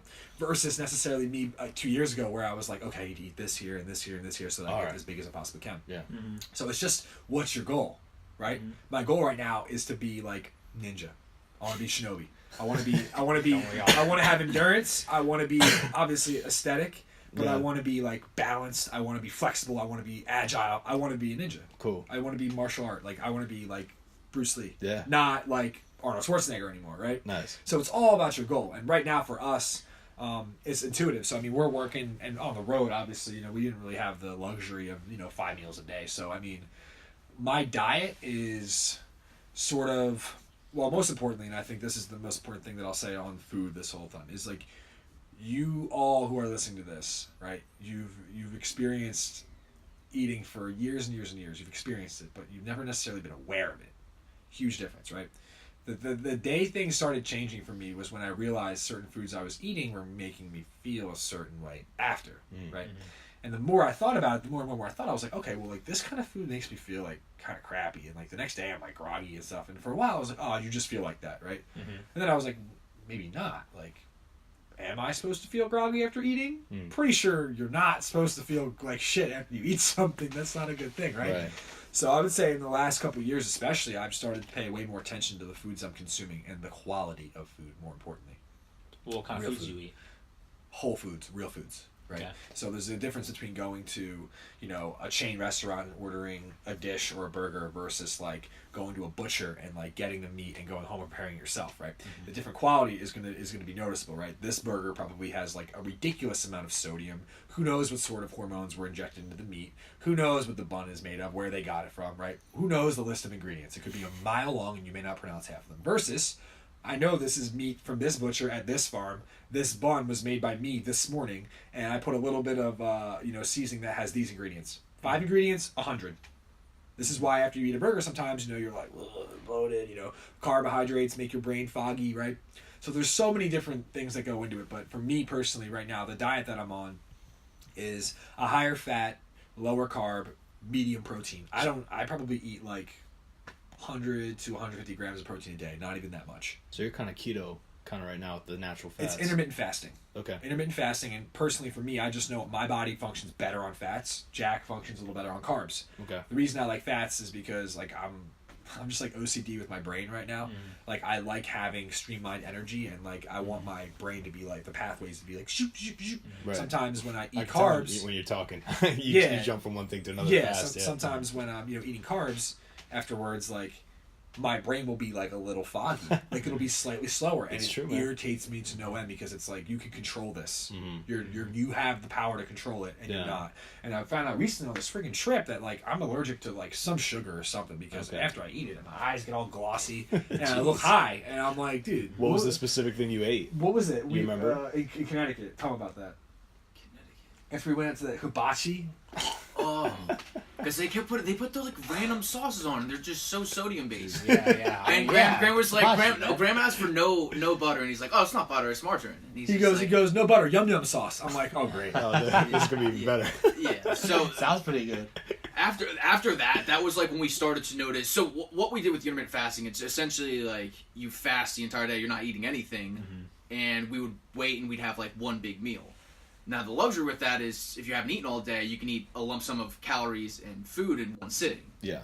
But based on what you're eating, it's how you're going to feel. So we would eat kind of however we wanted, and we noticed like the first couple of weeks, we were like, dude, we feel like shit, man. Just because you're eating one big meal, you're staying lean, but on the inside, you feel like hell because you're not eating whole foods. You're not eating things that your body's going to thank you for. Yeah. So, like, combining intermittent fasting with whole foods, that's pretty much what we try and do. We don't do as much of the scientific calculating. We just intuitively eat with, like, okay, I can have this amount of berries. I can kind of measure it with my eye. Like, once you get to a certain point with your diet, it's better to be intuitive and just eat things your body's going to thank you for, whole foods, than it is if you don't want to constantly sit there and weigh everything out, track everything, because most people we work with, they're busy.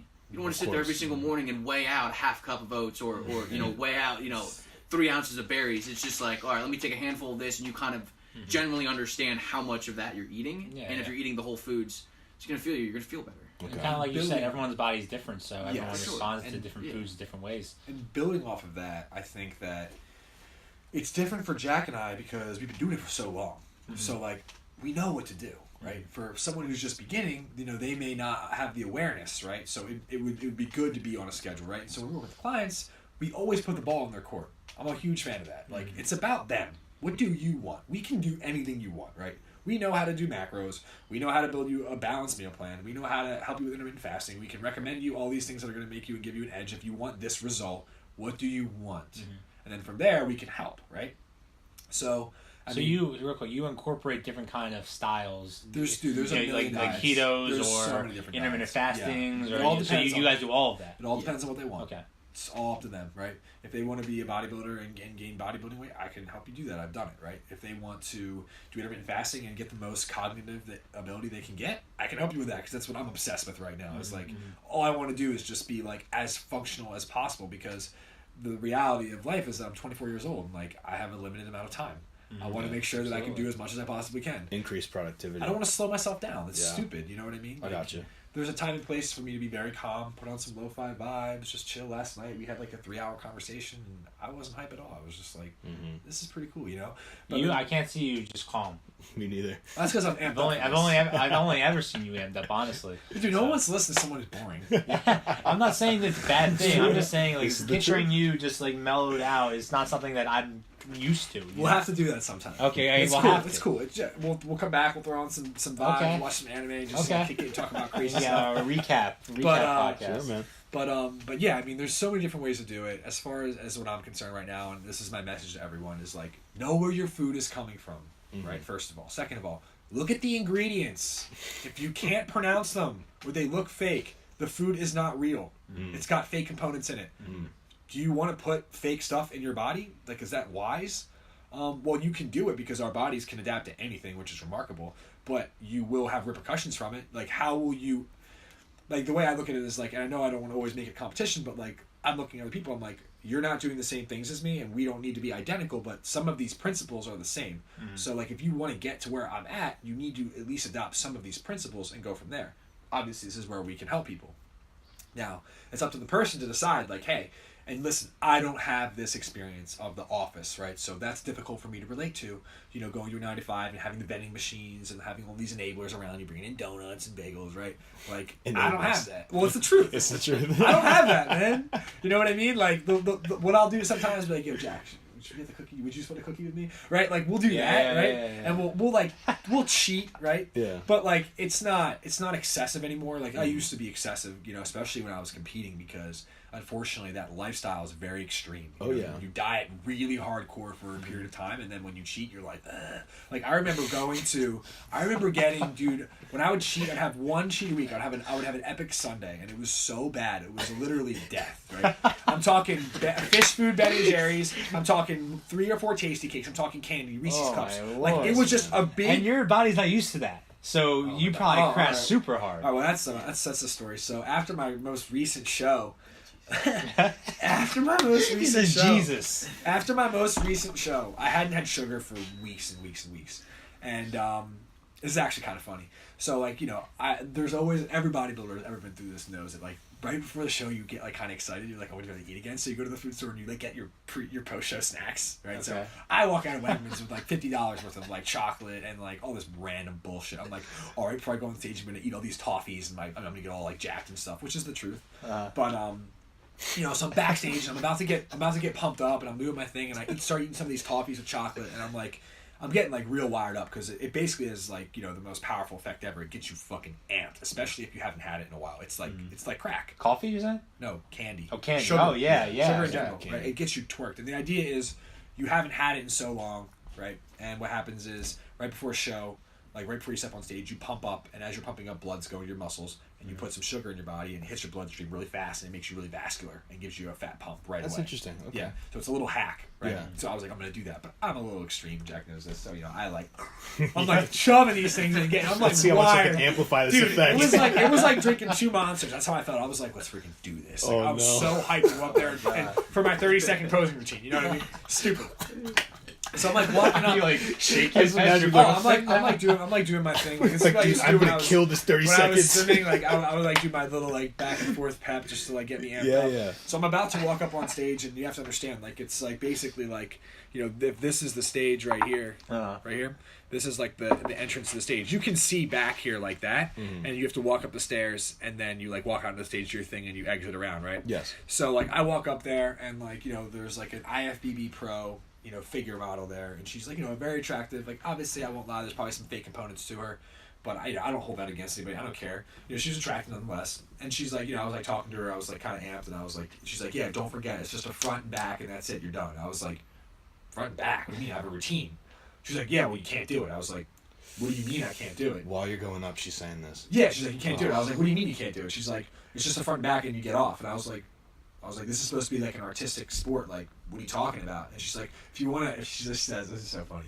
She goes, if you want to be artistic, go take dance lessons. And I was like, I looked at That's her. where her mind went. Dance lessons. Dude, I looked at her and I was like, you don't know what the fuck you're talking about. That's what you said to her? Dude, we got into a legitimate argument as I'm walking on stage, right? And it hit me a minute later. I was like, yo, I gotta go. Like, I'm supposed to be up there right now. Right. So I, like, leave her in the dust, essentially. I'm bitter. News. I'm bitter, but, like, it definitely, like, messed with me. I was like, gotcha. and in that moment, I was like, fuck this, dude. This is stupid. Like, you're serious? I can't even, like, express myself after I spent the last 8 weeks working to express myself. You're not gonna let me do it my way? Yeah. That's crazy. And of course I'm up there and the judges are like, it's just Oh, So did you do it? I'm putting of myself. course I did it. Okay. No.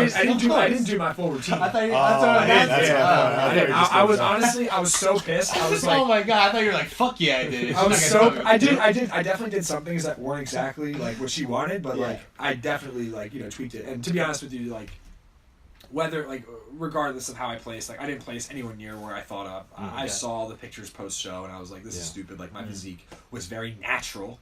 Which is not what you want. No, that's what you want. That is what you want. That's what I think is right. It should be Okay. a natural looking physique. Not like I'm juiced up on a million steroids. Like that doesn't really look good. It looks like I'm juiced up on a million steroids. Yeah, you can tell, yeah. Yeah, you know, like you're supposed to be beach body. That's what it's supposed to look like. So for me, I was like, I'm hitting the nail on the head, and I'm being like, I'm getting terrible placing, and I was just so mad after that event. I was like, dude, this is such crap. But I entered another class, Okay. so I had to wait. And granted, these shows, I started my day at like 4:30 a.m. to eat my first meal, and the night before I didn't go to bed till 11 because I didn't wait for my tan to dry, and I had just driven to New York City 2 hours there and back the day before. And that the whole purpose of tanning is to accentuate. Yeah, your details, essentially right? under the lights, it just like it makes Okay. everything look a little more vibrant. Got it. And it's just also like the code. It's sort of like what you do.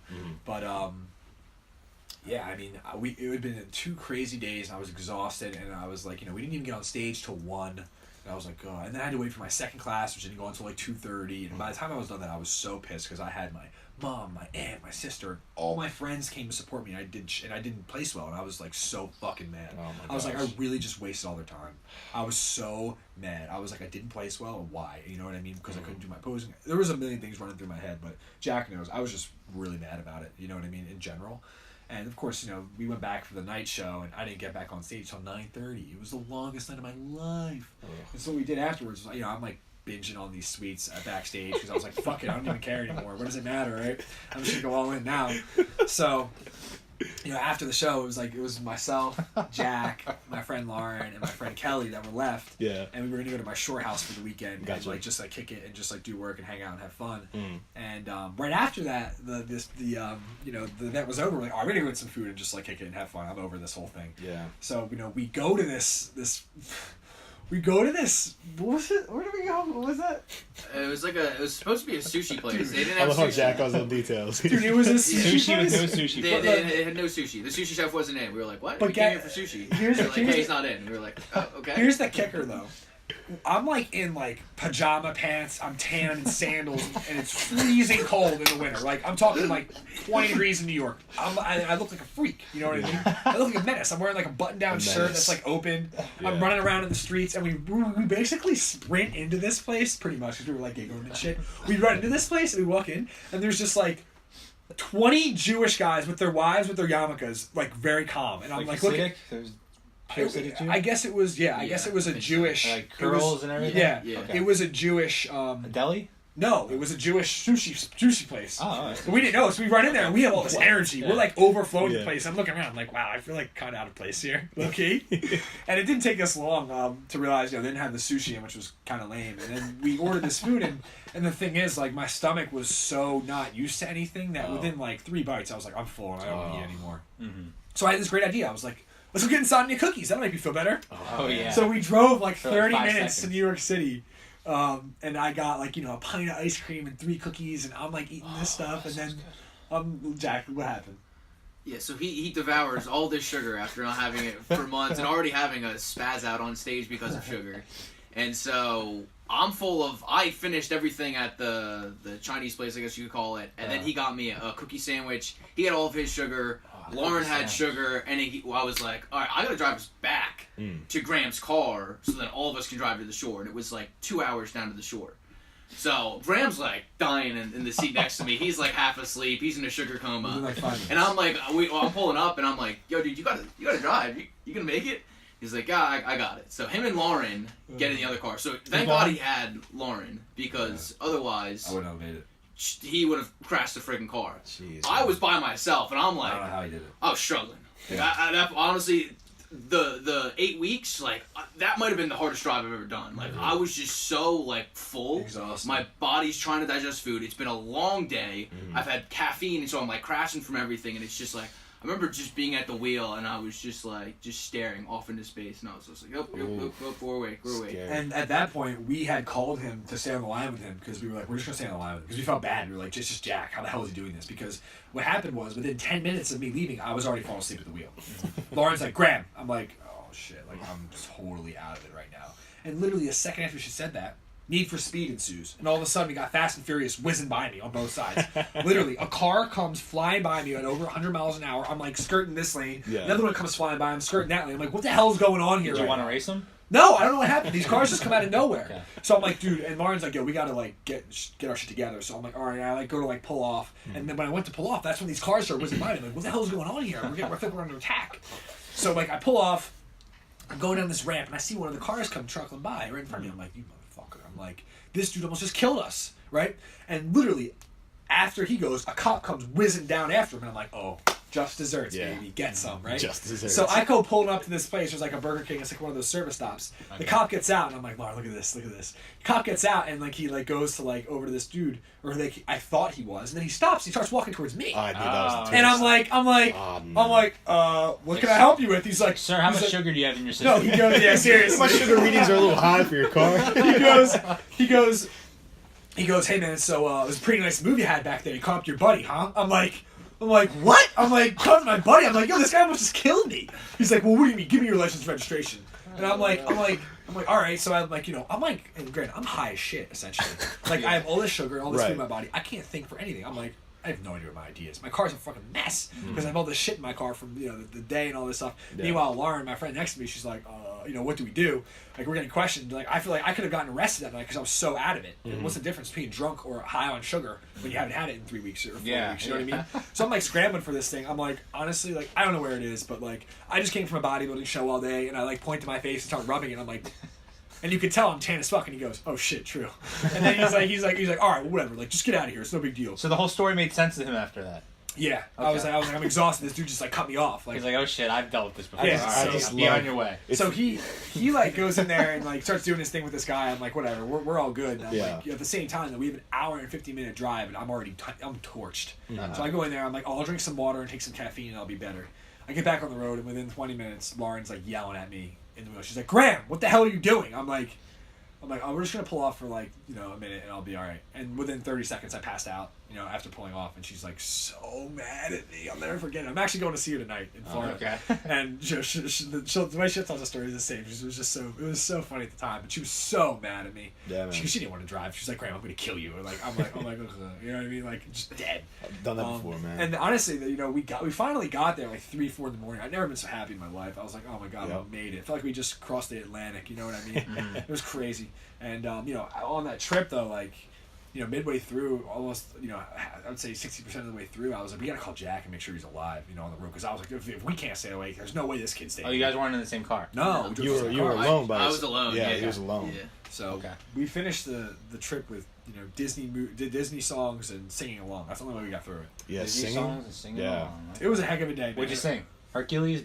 Oh, there's Mulan, Be a Man. There was a SoundCloud mix that had all of them. It had Ariel. It had what's that? Under the Sea. It had Oh, you're an Ariel, Little Mermaid. Well, let's not get into that. We don't want to get. Sorry. we don't want to get Jack too excited. Yeah, okay. But some things are not podcasting. But there's an episode of Justice League Unlimited where Batman. I'm not sure if you remember. If he falls asleep, the guy. Oh, is it? Guy Yeah, that. What's his name? Doctor Doom. Doctor. I forget the name of the villain. Doctor but something. It lives inside of his dream. So if he falls asleep, like he gets killed or whatever. So he's trying to stay awake, and he rolls down the windows of the Batmobile and turns the music all the way up, and like that's how he stays awake. Really? Yeah. But I've been in a similar situation. I feel like a lot of us have when you're on the highway and like there's no place to rest. I pulled over and taken a nap sometimes, but that story is just so funny with that buffoon cop. Like it's almost out of a movie. Like he doesn't go and like bother the person that does something wrong. He's like, all right, you and your friend have done for it. It's like, hey man, you totally missed what just happened here. It was crazy day. Lots of emotions, lots of Lots of sugar. Lots of sugar. Lots of sugar. I think that day really put in perspective that I didn't want to compete anymore in bodybuilding. That girl just ruined it for you. Yeah, She took the art out of what you were doing. There's no art. She told you to go dance. That's crazy. Seriously, I would take love a to know dance where she got dancing out of it. Who knows? Who cares? I'm over it. I'm not upset with her. She has her perspective of the industry and of that specific piece. And I want nothing to do with it at all. You know what I mean? So are you done competing? I don't think I'm going to compete again unless it's a show that isn't like the ones I've been to. Okay. Good point. More or less. Fair So enough. it needs to be authentic and real because the next week after that, Jack and I flew to Arizona to take, at the time, my client Stefan, who is now one of the coaches on the team, to his first bodybuilding show. Okay. And it was a completely different vibe. It was the show that I did was not a natural show, right? There were tons of guys in it that were like super like. They were just on a totally different level. Testosterone was off the charts, and they were all ego driven. It wasn't fun. Meanwhile, the show we did with Steph, dude, everyone was so excited just to be there, and it was such a nice atmosphere. It was so fun.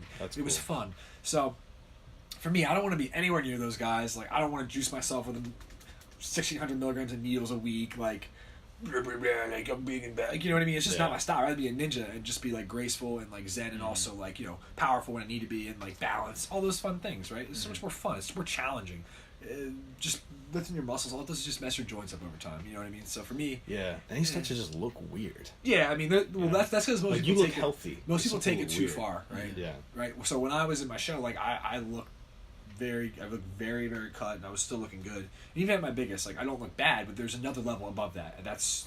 What is it? What is it when Goku levels up to like Super Saiyan whatever, and he's like, "This is just too much power." So Super Saiyan 3. This is to go even further beyond. He You can only do it for like 10 minutes. Yeah, he gets there. He's like, "This is just too much." That's literally what it's like. It's too much, dude. The guy loses eyebrows. It's so powerful. Oh yeah, Yeah, when his brows go down. Yeah, it's like ridiculous. It's just to a certain point, you're like, "All right, dude. Like, what's the point of this?" And that kind of goes into a mental thing. It's like there's something you're trying to compensate for. That's why it's never enough. You know Wait, what was I'm saying? Goku You're trying just to going compensate for? Oh, I don't know where it's going, man. But like, he was, when people they're building and building and building to the point where it's like, okay, now that no longer looks sustainable. It's definitely something in their head where it's like, I'm not good enough. You know, it's this lack of inner peace. Sometimes I'd see with people like that. So for me, I don't think I'm going to do it anymore. And if you were to ask me right now, are you a bodybuilder? I would say no. I take aspects of bodybuilding and apply it to my training. But no, I'm not a bodybuilder. I don't want to get up. I have a love for the posing. I think it's fantastic. I think it's so artistic and it's a great way to express yourself. But the current state of affairs in the industry is like a joke. Okay. For me, it's all drama. It's all politics. It's all gossip. I don't care about any of that. Like, we don't do gossip or drama. Mm-hmm. Like, that's just not even in our vocabulary because like. Just a waste of time and emotion and energy, and that's where I say it's like many egos versus like us. Like, we're just trying to build like something cool and something real and something that like I don't think anyone's ever even done what we just did on this trip. Like, spent 8 weeks and stayed with their clients, their online clients who they've never even met in person. So you're hanging out with them, working out with them. What kind of stuff are you guys doing together? Yeah, so I mean, like we would anything they want. Like, it's their time. Cool. So we go out there. Like, for example, we went to. Missouri, and we visited my client Brittany, and we went like on a hike, and we worked out, and we chilled with her, and just like got to know the campus, and just had fun. Dope. When we were in West Virginia, I went out with my client Eric, and he took me out to Morgantown, and we went out for the night. Nice. You know what I mean? We worked out. Like, that's awesome. There's always a working out component, but like the other stuff is like whatever they want to do. That's really cool. What I mean? It's all about them. We're giving them back their time. They give us time. They help build the business. The least we can do is show up and hang out with you, right? And in between, a million other crazy things and stories are like there. Yeah. But like, no one has done anything like that. Right? And this will all be on the blog, or the vlog, right? Oh, yeah, we have it all. Okay. There's already some vlogs up. Like, okay. I would say that the best, like I said, is yet to come. Where can they be found? On the website? YouTube, Graham Lichtner. Okay. Right. The website, we haven't had a chance to get all that stuff up there yet. We've been so preoccupied with the growth games that it just hasn't been a priority. Yeah. One of the things with startup is like you got to figure out your priorities. Mm-hmm. So we're like trying to build a business. Something's got to give. Like, you can still watch the content later. It isn't necessarily the most important thing right now, and it may actually be more impactful later when people are like, "Oh, these guys are kind of cool. Wait a minute, you guys went on a trip and you visited all your clients? Wow, what?"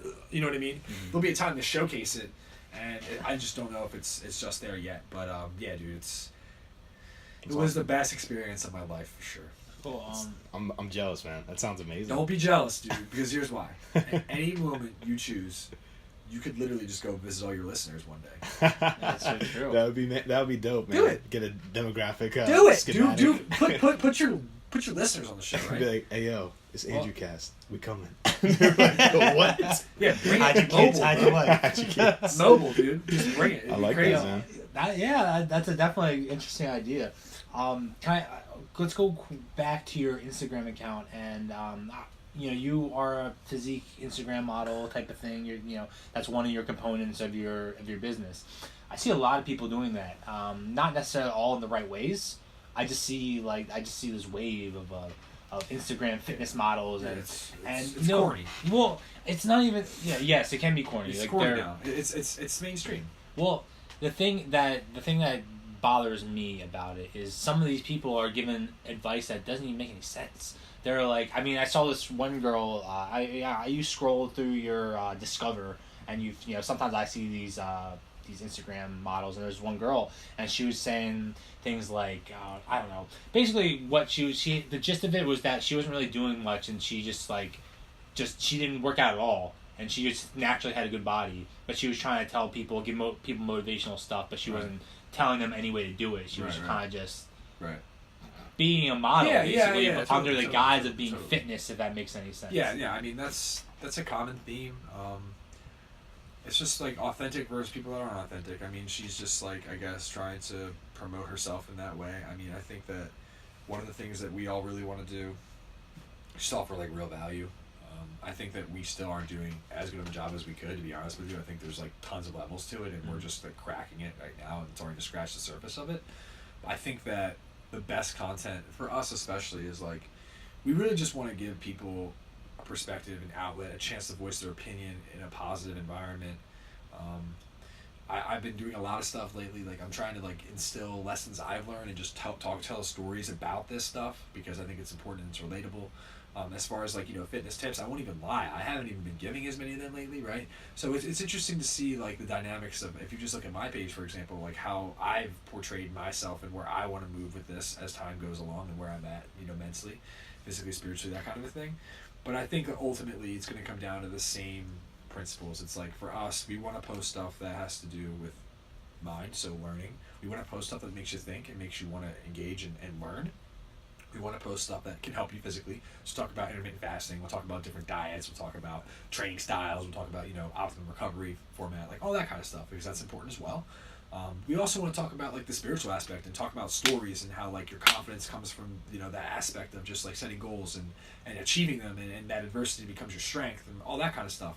And I feel like the if you look back at my page at the original point, like that's what it was about. So you had a lot of quotes to be. Yeah. And it seems like you shied away from that. Yeah, I did. Yeah, honestly, I would say that there was a point before I went on this trip where I was like, I would say actually it was in the realm of that last bodybuilding show that mindset sort of got me driven into like, hey, I'm more like, I'm trying to get them more engagement, more likes, more comments, more this, more that, and people were responding way more to shirtless pictures of me than they were to those comments, and I wanted to get people engaged. So what I started doing was I'd post those pictures, but have a crazy caption that was like going to make you think. Okay. Right. Problem is, people see the picture, it's Instagram, they just want to click, they don't want to read. Right. Mm-hmm. So it's trying to find that balance of like, can I post something that's engaging but also deliver value? Right. It's very difficult to do to find that I guess balance if you don't have a massive following. Like my following is like, it's not small, but I mean, there are guys that have 1 million followers. Like, they have much more reach. Mm-hmm. You know what I mean? But 17K is still impressive over 2 years. Yeah, I think so too. I think a lot of it has to do with the timing. I think I got on Instagram just before it started to get really mainstream. So I had like, that helped me that first year build my business, because people weren't doing the same things I was doing just yet to the effect. Now it's like very populated, so everyone's doing the same shit, right? So how do you differentiate, right? Well, you can either move on to a different platform, which we're doing some of that, or you can, start posting content that's just going to make people like really like engage, right? Mm-hmm. James does a really good job of this with his stories and his posts, and you guys have to connect with him. Jack does an amazing job of this. His posts are always very riveting, and they're they hit you right in the soul where he wants you to hit him, right? And for myself, I'm trying to find my balance again, and for the growth games, I'm going to post every single day for 60 days, lessons, and just talk about the growth games in general, and how like, each day is a step closer to that goal of having essentially, guys, like the growth games are really just a way to build good habits, right? It's a lifestyle change. Yeah. How do you build a lifestyle change? you do something for 66 days, right? The studies show that 66 days create a good 66 habit. now. Apparently 66 days. This is way back. This is like when I was like in, I must have been like 8th. No, I was like 6th grade, 7th grade probably. I used to do karate, and like that, he said it took 25 days to build a habit, but maybe the research has changed. Yeah, I mean 66 days. I mean, that's what we're gonna go with, just Okay. because. Well, I don't know. 66 is better than 25. I think Why is that? it's longer. Okay. Yeah. The longer that you're disciplined on something, I mean, geez, like for Right. example, like for my 8-week prep, like, dude, by the end of it, I was used to doing cardio in the morning, so it wasn't an issue for me to get up and do it. I just did it, right? It's all about that lifestyle change. So how do you do it? You put people in position every single day and remind them that they're on pace. So day 1, day 2, day 3, take it one day at a time. Yeah. Right. When you look at it over 8 weeks, you're like, fuck, how am I gonna do this? You do one day, I can do one day. Yeah. Saturday, I don't really want to go out tonight, but that message Graham just put in there made me not want to go out. Right? That's what we're doing. Yeah. If people are on, right? If people are on like the path, and the path is the growth games, and there's all these little like shortcuts, Jack and I are like right before they're about to do it, are just like, we knocked down a tree. They can't do it, right? We're just trying to make it more difficult for people to build, to continue to do those bad habits. Right. That's our job, essentially, right? And by the end of those 66 days, we have 60 people who have made a lifestyle change, Right. right? Like, for example, this first week, one of my clients, he's already down 11 pounds, 12 pounds since he stopped drinking a few weeks ago, and he's up for a new promotion. Wow. His whole mindset's just shifted, right? He's a natural leader. Yeah. I have known this about him for years, Yeah. but he didn't want to commit. These growth games give you a chance to commit in an environment that isn't going to judge you, because everyone has a story and they're all in the same boat. They want to get better. So when you put people in that environment and you have real leaders like Jack, like there with them, dude, eventually it's like they sort of take things upon themselves to just be better. And Jack's real job is just to like stir the pot and monitor. So Jack and yourself are coaches Yeah. considered in this Yeah. business. Yes. Okay. Yeah. I would say, like, as of right now, we're coaches. The roles are going to change as we get bigger. I mean, I got you. I will not. The goal by the end of the year is to have 50 people part of this, Mhm. and we're As at, part of your team. yes, and that doesn't mean just coaches. That's coaches. That's James's job, which is like universal, like artistic guy, Yeah. director. He's your if media you will. guy for sure. Yeah, media, and then we got Jaden, who you've never met, who is like doing everything behind the scenes. He's responsible for that amazing website. Okay. That's all Okay. Jaden. I like that he's, one. He's genius. I mean, like, Yeah. It's very well Jaden- put this is together. also Jaden. Like, he's this is the logo, and the The logo is pillar, like, yeah. And there's three pillars. So Jack, take it away. All right, so when you guys look at this, do you see anything that catches your eye right away? Looks like the stands on Olympus, or I don't know, in like ancient Greece. That's what I think of. What catches my eye is that the pillar lengths, like the lines, they're not equal. One is short, one is longer. Oh, wow, I and didn't one even is think like about that. second. Yeah. So when I first saw this, I saw a person. Interesting. So that's the head, the torso, and the arms. I can see that. And that So it's finishes kind of off like this. the body. Yeah. Yeah. And so what Pillars of Growth is it's mind, body, spirit, bridge the gap Ooh. to a higher consciousness. Bars. Okay. Bars. Boom. I can deal with that. Hell yeah. I like that, man. So mind, body, spirit. Those are the three. Mind, body, spirit, right? Yeah, man. Because this is, and I'll just get into it real quick, because I'm just gonna articulate pillars of growth in like one small like little setting here. It's like pillars of growth, right? In life, there's 3 ways you can grow. And the essence of all life is growth. Like everything around you that's living is growing. It grows and then eventually it dies, right? That's life. But everything should grow to its full potential. Essentially, is the idea. So you can grow 3 ways. You can grow mentally, right? The way you grow mentally is like you read, you write, you watch things that inspire you and allow you to think at a higher level. And when you do that, what happens is your mind expands. And Einstein says it best. Once your mind expands, it can never go back to its original dimensions, right? Once you see, you cannot unsee. All these things are true, right? And we all know this, everyone in this room. The moment you found something you really liked, you could not stop because it was so exciting. It releases all the chemicals in your brain that make you happy, right? That's why when you ever pick up a good book, you're like, this is the greatest thing ever. I'm reading in class. Like, I don't even read, right? Reading in class. And that's how you can grow mentally, right? So through all those different things. You grow physically through training, through nutrition, variations of all that, like just exercise in general helps you become strong, keep your body fit, fueled. It gets you honed, and it puts you in a great place structurally, right? That's why I love the physical aspect, is because it puts you in position for these things, right? So you can grow physically. And then finally, the way you grow spiritually is by setting a goal. Because when you set a goal, all of the adversity, all the struggle, all the turmoil, all the tribulation, all of that adversity in between your goal and where you started, that becomes your confidence and now you're a different person because you can handle more. And when the three of those things are in sync, when you're learning new things every day and you're excited, when you're physically growing every day and you're like, I'm in better shape, I can do more, I'm tougher, I'm more physically fit, and when you believe in yourself, you elevate your level in general, and you have a higher consciousness. You're just more aware of everything going on around you, right? Yeah. And that higher consciousness and that awareness will allow you to understand that, like, you're passionate about things. You just need to figure out what they are. And when you find that passion, right, all of a sudden you're like, I'm very passionate. And then you look and you look and you look and you're like, holy shit, like, this is my purpose. Yeah. Right? And once you find your purpose, you've achieved the higher consciousness. That's it, man. The rest of it is just the party. Yeah. You go hit that purpose hard, man. So it's mind, body, and spirit, Yeah. bridging the gap through awareness and passion and purpose to a higher consciousness. Dope. Right? And that's what we're here to do. Shoot, That's man. Pillars of Growth. I'm loving it. Yeah. And so what we're doing is we're just elevating 60 people in 8 weeks. Hey, man. And it starts with 60, and then I'll get to 70, 80, 100, 1,000, who knows?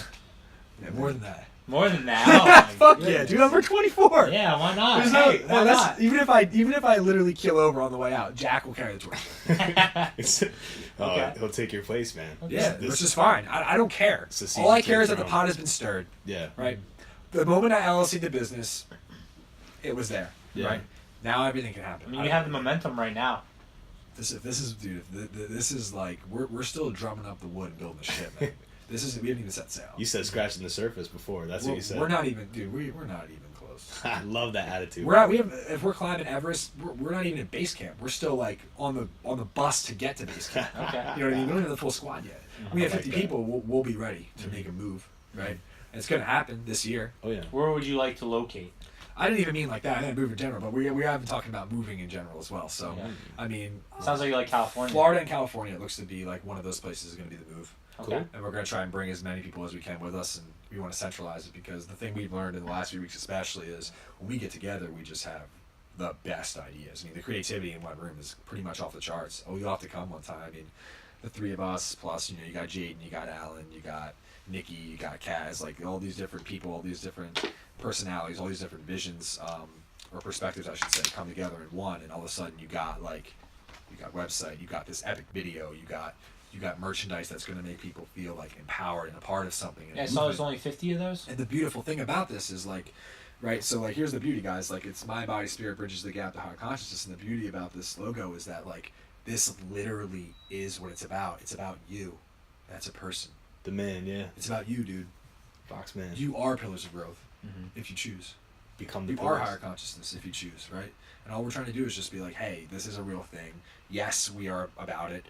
I know that people in your, you know, the 5 close people to you probably don't even know what we're talking about, but if you can see what we're talking about, you can join this movement too. Dope. The barrier to entry is you have to actually care about other people. For sure, man. And Yeah. you believe what you're saying, so Yeah, that's yeah. what Well, makes it all That's the best legit. part about it. Yeah, man. And here's the beauty. The culture's already so strong that if you aren't about it, we'll root you out. You don't have a chance. Bro, we'll You- pull you at the ground. You won't even enter the realm because you'll be like so intimidated by people that are real. Yeah. You'll be like, I can't share my story. I'm not ready. Yeah. Like I'm gonna have a heart attack. Right? I'm gonna kill. Like you know, like I'm anxious just Right. thinking about being honest. You know what I mean? Like honesty is literally all we do. Like all of us are just real about everything that happens. I And like that. when you have that open communication, like no one is above one another. Like I don't see my like. We're all in the same wave. That's why, you know, I want to do this podcast, but as much as it's like, you know, me and my story, like, dude, me being here is because of Jack and James. Yeah, man. And you, too. You played a part. And I've luckily just got a chance to meet you, man. It's I great. appreciate I'm it. super excited. I tell Acuna all the time. I'm like, dude, a lot of the stuff that's going on right now is because of you, man. Yeah, dude. Guess, and You're the that's man. that's what we are. We're a team, man. I love it. Another quick question I want to fire off. I know we're kind of running short on time. What's the ETA? What we got here? We're at 12:37, so I'm not That's sure it? where you want to go. Okay. Holy crap. Acuna had a We got question. some time. Acuna had a question Oh, I felt way earlier. longer than that, didn't it? Yeah, I forget when you asked me this. You asked me this before. I was gonna ask. It was the book. Feels like longer, right? That's what I was. Oh. Yeah, James is like, yeah. yo, I'm in a trance. What he reads? Yeah. Okay. But, I'm tripping over there. That's cool, man. Nah, man, I like the fact that you came early too, man. That's good. You know, it's just I don't know. It speaks to you're seizing the day. I'm usually terrible with time, but if it's on someone else's time, like you guys, I mean, not only that, but I also wanted to make sure that I got a chance to do the other things. I mean, when you have a full day, Of course, yeah. you got to get it in. Much so respect. for us, it's like, you know, especially myself. I just slept at his house last night, so Manny and we just went to James's this morning. Like I said, we're going to Florida tonight to meet up with some people and get some epic content. Two of the contestants in the Grove games live in the 20 miles around Delray Beach, so we're gonna get content with them. And there's always something going on. Meanwhile, Jack's gonna have meetups and host team meetings. So you're going too, James? Yes, sir. And then your web guy, he's going as well. Jaden is not going. Okay. But in I would say another month, around the second week of May, third week of May, we're gonna all go as a team to Miami. We're gonna go see Odessa. They're playing. So nice. It's gonna be the first time that a lot of Odessa. these team members have ever met each other. Really? Yeah, because we have the one thing that I would say we've been lacking is girls on the team, but that is about to change. We have like a bunch that are about to join. And, Sweet, That's awesome.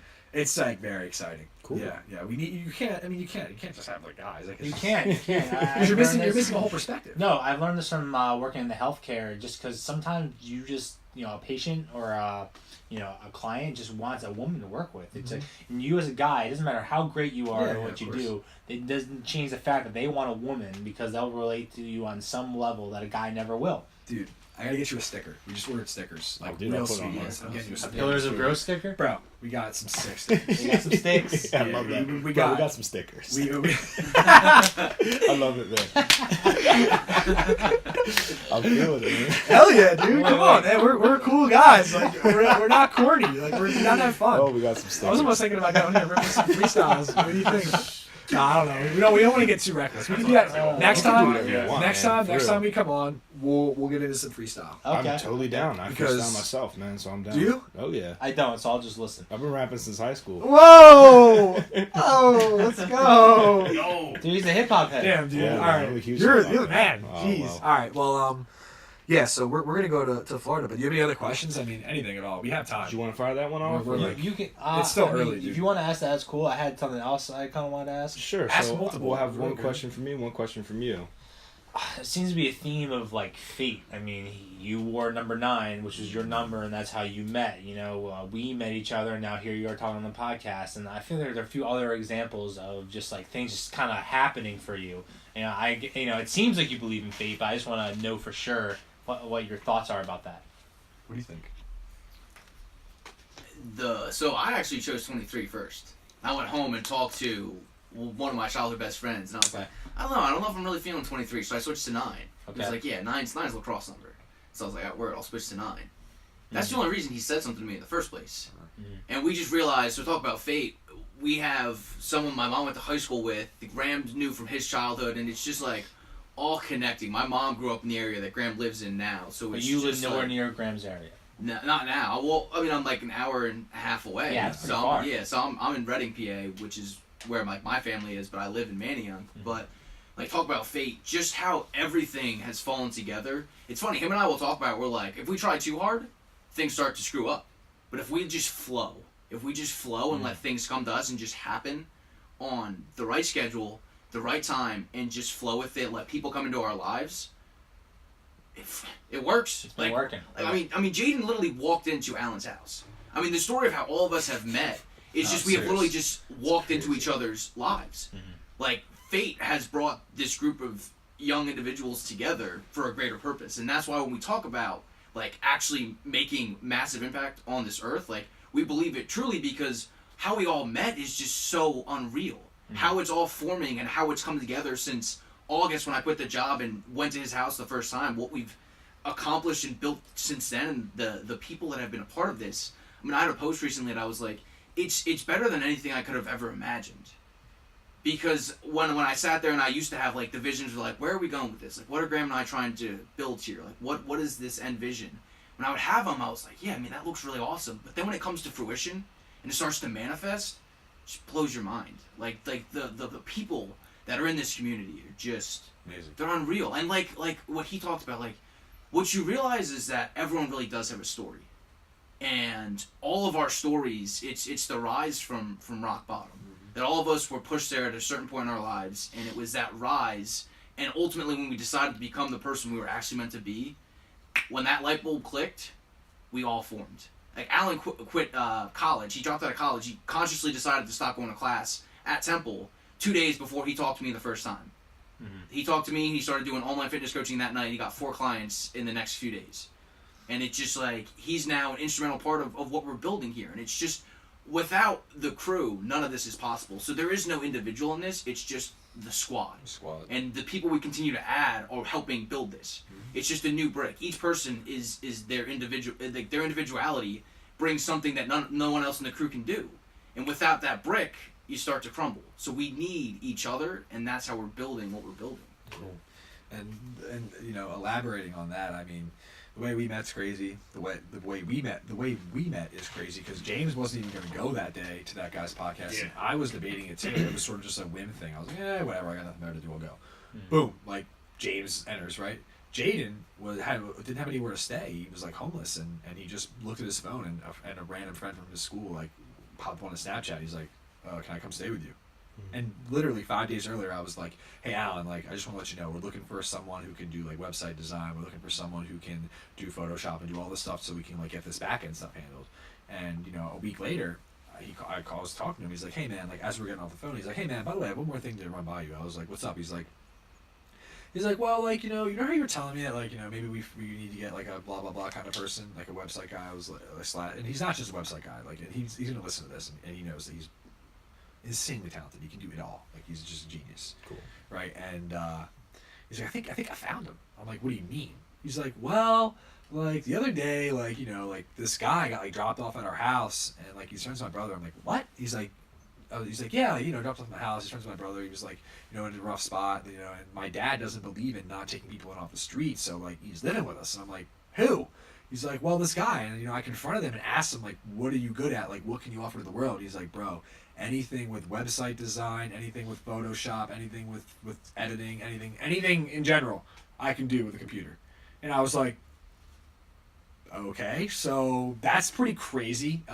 He literally walked into your house, right? Like, what the heck? How does that even happen? Never heard that in my life, right? It happens to us. So I'm like, all right, so like, ask him if he's down to ride.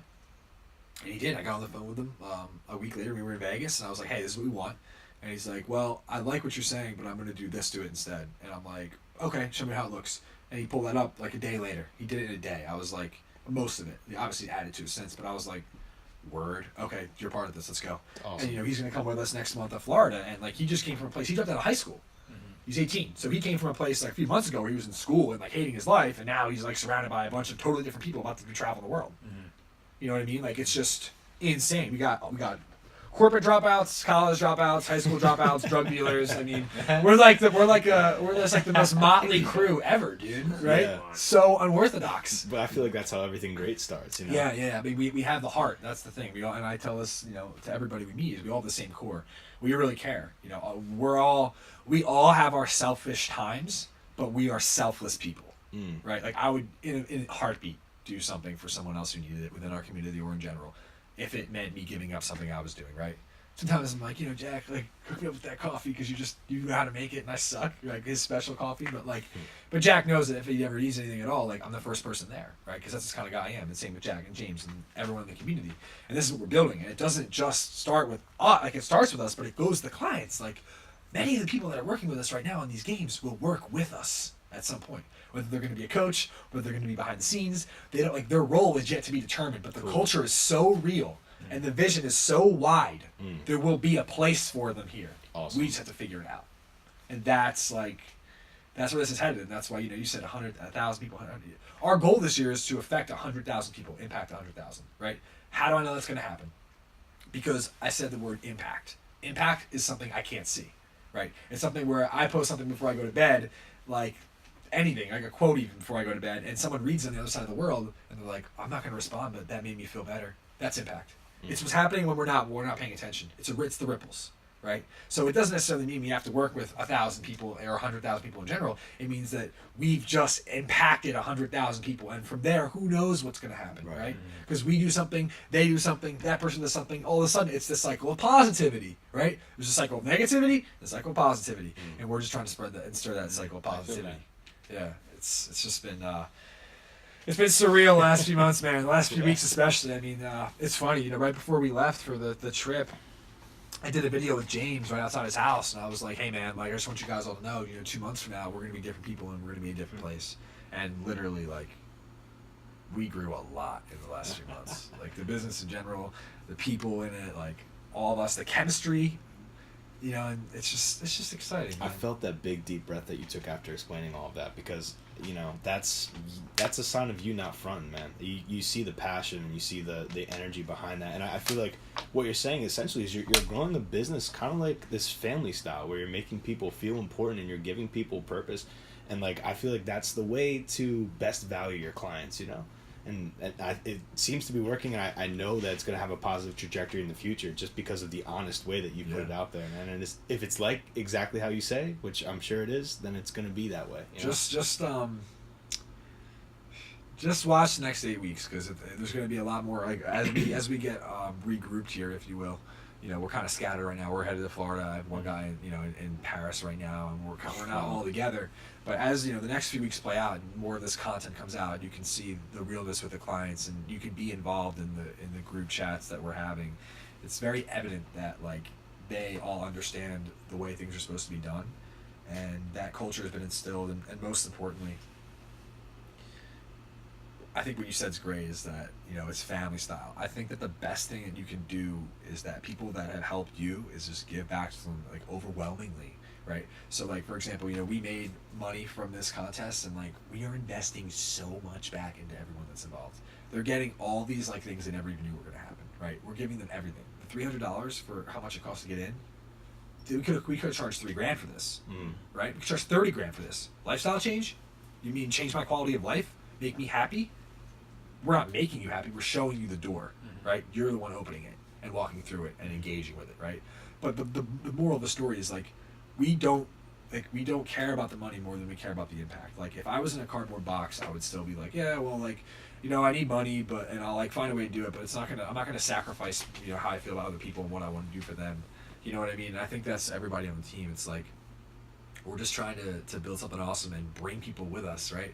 You know, if they earn their keep by being, you know, great clients and like helping other people and supporting them, why shouldn't they have a chance of being a coach one day when they've proven that they understand nutrition, they understand the training, they understand mindset, they understand, you know, how they can tell their journey and articulate it to other people and relate to them and vibe with them and help them be great too. If they already, my opinion is, if they're already doing it through the course of what I'm seeing now, they can definitely do it and actually help real people too in life. So, you know, there's going to be so much opportunity for everyone. And that's the beauty, is like, we're not just fitness. It's like, there's going to be a lot going on here. Yeah. And, you know, when I check back with you guys in a year, or whenever I check back, you know, probably before then, but if I check back with you in a year, like, dude, we're going to have such a different conversation. We're definitely going to be freestyling, that's for sure. No question Dude, I about it. can't wait for that one, man. Yeah. It's going to be kind of hype. And for future reference, I'd love to have you on again. I'm going to fire off one last question, and you can, you know, afterwards, any closing stuff you want to plug, what you're doing, website. Yeah, you totally have we'll time to do that. all give a little closing. Yeah, you totally can do that. But Ryan was talking earlier, I know you're big on quotes and stuff. Are there any books that you read or you recommend or that you're actively reading that you can tell people about? Well, I would say the most important book I ever read was the Steve Jobs biography. I'm reading that right now. It's the first book I ever read. Cool. That I would say I ever read where I took it upon myself to read something that wasn't fiction. How do you feel about his Stanford commencement speech, man? That was powerful. Yeah. Especially I mean, they have one part in the book where I don't know verbatim what he said, but he basically was just like, you're only on this earth for so long, like, you know, you really think about that and think about what you're doing. Don't be influenced by dogma and whatnot. Mm-hmm. Yeah, exactly. I think that the most important thing that came out of the book, there were a few things. First, that was the first time I ever saw or ever read about somebody at like a young age who had like a real vision that was so big that no one else could see it. Okay. The second thing that I think changed everything was that he said, you know, I think he said it in this Stanford speech as well, as he says, listen, everybody, everything around you, everything you see, everything we call life was created by someone no smarter than you. I think I know what you're talking about. I think there's this point in the beginning of the book where he talks about how the moment he realized that his parents didn't know everything, I think he was like, it's this anecdotal story where his dad was an engineer and his neighbor got something to light up or work in a way that an engineer wouldn't usually do, and the dad didn't believe him, then he took him over and he showed him, and the dad was just like, oh, okay. But in that moment, he was like, wow, like my parents don't know everything. And that kind of sprung him into a trajectory of trying to find his own path. And that happened to him when he was like 6 or 7. Yeah, and that really just stuck out to me because I was like, okay, like, I don't know everything, but like, neither do you. So like, I'm just going to do my thing, and I'm going to try and take what I can from history and things that I see that are great and try and make something great using all of that. And I know it's going to work as long as we don't give up, because everything works as long as you don't give up. So all we have to do is just, it's really simple. All we have to do is just keep being authentic and real. We have to not let the pace take control of us. We control the pace and we just flow with it, right? So don't ever go too fast because you'll crash, and don't go too slow because nothing will happen. Go just right, which is what we've been doing. Keep the faith and keep building. And if we just do that and we don't stray from our culture, dude, next year when you see us, we're going to have 50, 60, 70, 80 people on the team. We're going to have over 1,000 clients. It's going to be real because we're just not tempted by those things, by those, like, you know, by greed and all that stuff. Like, we're just not tempted by it. It's that simple. It really is. And when I heard that, I was just like, dude, like, I get it. Like, this makes sense. Yeah. Of course, like, some dude was like really good at that, and some dude was good at this, and some girl was good at that, and that's why life is like this. Yeah, I can definitely do it too. Like, we're all pretty much on the same length, minus like Einstein. Okay, so some of us have gifts. Yeah. We all have gifts. That's the beauty of it, right? Some of us just have different gifts. You know? That's what I mean. Yeah. So, I mean, for me, when I heard that, I was like, okay, so like I'm on the right path. And then since then, I'll name some other books, but I started getting obsessed with biographies because I was like, oh, this is crazy. Like, I get an inside scoop at your mind. Those are my favorites too. I saw you quoted Nelson Mandela. Did you read his autobiography? That was not. My grandfather highly recommend just read it. I will. You know, that's great. I mean, other books that I think are super important. I think that As a Man Thinketh is very important by James Allen, because it's never heard about that one. What's that about? It's basically just a book that tells you that you're in control of your thoughts. So stop letting things around you dictate how you think, because how you think is sort of what happens, right? Yeah, thoughts become things. Thoughts become things. Exactly. So it's only 30 pages. I mean, really? Yeah, a kindergartner could read it. Oh, sorry. What's not kindergartner. As a Man Thinketh by James Allen. If you guys haven't read it, read it. If you don't know where to find it, message me. I'll direct you to Amazon where you can purchase it for $1. Okay? Really? Okay. I have or read a free online. Or read the online PDF. I was just gonna say what Jack Touche. bring up. Well, personally, I like the copies because I can jot them myself. Either way works. Okay, you're a note guy when you read books, huh? If I'm really actively reading, yeah. Okay. Because I'll just jot my thoughts down while I'm there. Nice. Right. So besides that, I mean, the other one that I think Jack and I would agree with that is just unbelievable is The Four Agreements. I read that. That's by Miguel Don Ruiz something. And the reason why is because obviously the Four Agreements are great, but the best part of the book is the last chapter where he talks about death and accepting it. Because if you can't, if you guys can't accept the fact that you're gonna die, then you can never live. Because once you know that there's a candle under your ass and it's like live, or what have you done while you lived, and like that's fine. If you just want to chill and do your thing, totally cool. As long as you're not obstructing other people or like hindering them, hurting people, you're great. But for me, it was like, holy crap, this is so awesome. Like, I'm gonna die, so I better be empowered right now to just be great and execute on things. That's crazy. You know, I feel like I go back and forth with you know, the idea that everyone's gonna die. I mean, because there's times where you think about it and it's just like paralyzing, because just like you don't know what happens afterward.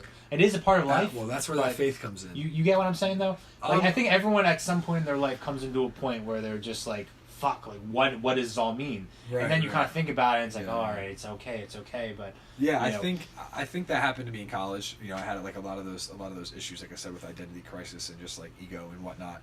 And I had like a moment where I was like, you know, like, am I gonna be like all right after this? And I think in the last few years, like, just the way things have played out has really granted me confidence that regardless, like, it's gonna be all good. Like, I really do believe that things are working in our favor as we speak. They have to be, because everything is played out so perfectly. It's like, it's almost not possible for it not to be, right? And, you know, obviously energy cannot be created nor destroyed, so something's happening, right? Because when I saw my dad the day before he died versus his corpse, his spirit was not there. It was evident, right? And when he's telling me about transcendence of different reality, and when I read books like The Power of Positive Thinking by Norman Vincent Peale, highly recommended, there's just, and it's not supernatural, it's just like, you just know there's more, right? This is just one level of consciousness. Like, there's clearly more. It's how myself, Jack, James, it's how we're so intuitive with things, I know you guys have experienced this. Like, how many times have you been thinking about each other, and then you're like, hey, we're just gonna text you. Yeah, it's happened a few times actually. At least on my end. I'm not sure about you. I feel bad sometimes on that text. You don't think about me at all. That's what he's saying. Oh my god. Bro. Maybe we should rethink this whole thing. Listen. I really believe that like we're really picking up on it, and we like joke about it too, because we're like, we don't really know what we're picking up on. We just know we're picking up on things. Because, for example, the other day we're working out, mid-workout. You know, we had Alan and Jaden back at Jack's house, and I just stopped Jack for a second. I was like, yo, text Alan and ask him what he wants to eat. I know he's going to say he wants Chipotle. 10 minutes later, Jack messaged him, and he's like, hey, what do you want to eat? He's like, Chipotle. Right? Because I know Alan, and I could just feel him thinking about it, right? Mm-hmm. Like, but does he always get Chipotle? No. We normally don't even go out, but I just knew, like, not only that, but the timing of it. Right, I just could feel it. Right. Okay, that's interesting. Yeah, just be aware of that. I have experienced that with people. Like, just I was thinking about them and they text me or something. You know, not a specific person, but just in general, people that I'm close with. Right. So it's I interesting would say to bring that up. Once you start paying attention to that kind of stuff, it happens more and more and more. Like, we always talk about numbers too, like, especially with numbers as well. Like, there are certain numbers that we both we see all the time, and we feel like when we see them, we're on the right path. It just makes sense. It happens like every day. Yeah, 17. I already noticed it. There's a 17 on the car. Is that your number? Yeah. Okay. Boom. You know what I mean? So it's like lots of these things are like adding up to equate to like, obviously we're doing the right shit. You know what I mean? When we go on this trip and it plays out perfectly for 9 weeks, and like I'm getting deja vu, and like I'm seeing these numbers, and like I'm getting these feelings, and I can feel people are thinking about me. Like, it almost sounds crazy, but like it's just not even close to it, because like it's just happening. So like, you know, it makes sense that like humans can feel other humans. Yeah. Like, because here's the thing. We're social creatures. I mean, I'm pretty sure this is something that Neil deGrasse Tyson has mentioned in his podcast before with like Joe Rogan. He was saying like, you know, if it weren't for the protons in your body and the light reflecting them, I wouldn't even be able to see you. I would be having a conversation with an ethereal. So like, you tell me.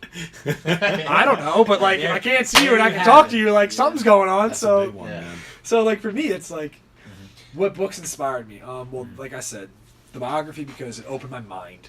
So this is the best way to describe it. Biography, because it opened my mind. And my mind was opened. I was like, possibilities are more. Now I'm thinking more creative. Like, I guess I could do this thing after all. Like, that makes sense. I could probably do it. Obviously, physically, I read Arnold Schwarzenegger's biography, and that really got me amped up on like the training aspects. That's and, like, a classic. And nutrition, and just like conquering, and like the American dream in general, and that really motivated me. And then finally, the Don Miguel the Ruiz book, because spiritually, I realized like, dude, like this form of you will die. So like, while you're here, That's the 4 agreements you're talking Four about. Agreements. Yeah, there's a chapter in the end. It's called like what, the rebirth, or yeah, something like that. It's only like one page, and it's like, whoa, you know what I mean? Like, hits you so hard, you're like, fuck. You know, almost the whole book is like great, but that last page was like the best part, right? So after I read that, I was like, all right, great. I mean, obviously sprinkle in any biography. Benjamin Franklin's biography is fantastic. Let's see, what else have I read in the last year? I mean, obviously one thing that I love to read is fiction and historical fiction. I throw a lot of that in there because it's surreal, and that gives me a lot of like confidence. Like, you know, there's a great series called The Warlord Chronicles by Bernard Cornwell, and it's basically King Arthur's tale, but with historical facts in it, and it's like, dude, it's so epic, and it makes you empowered. Like, I mean, it makes me feel like empowered about everything, and it gives me that creative thinking, and it gives me an outlet, and it's like witty, creative. Same with Game of Thrones. Like, yeah, did you read those? The books. Yeah, the books are amazing. Like, there's just so many.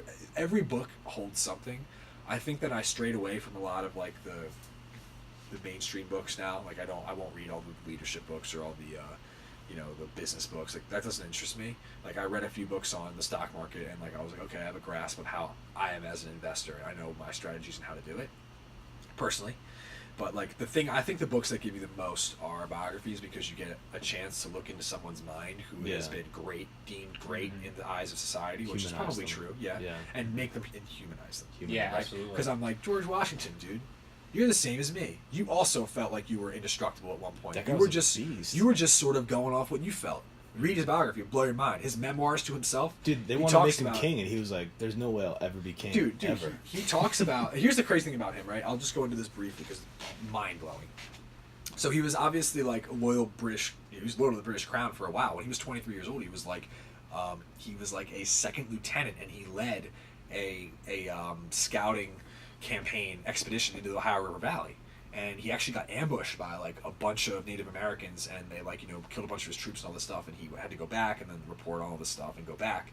And like that, after that stint, when he was 24 years old, he was out of the British military. He went to Mount Vernon and started doing his thing.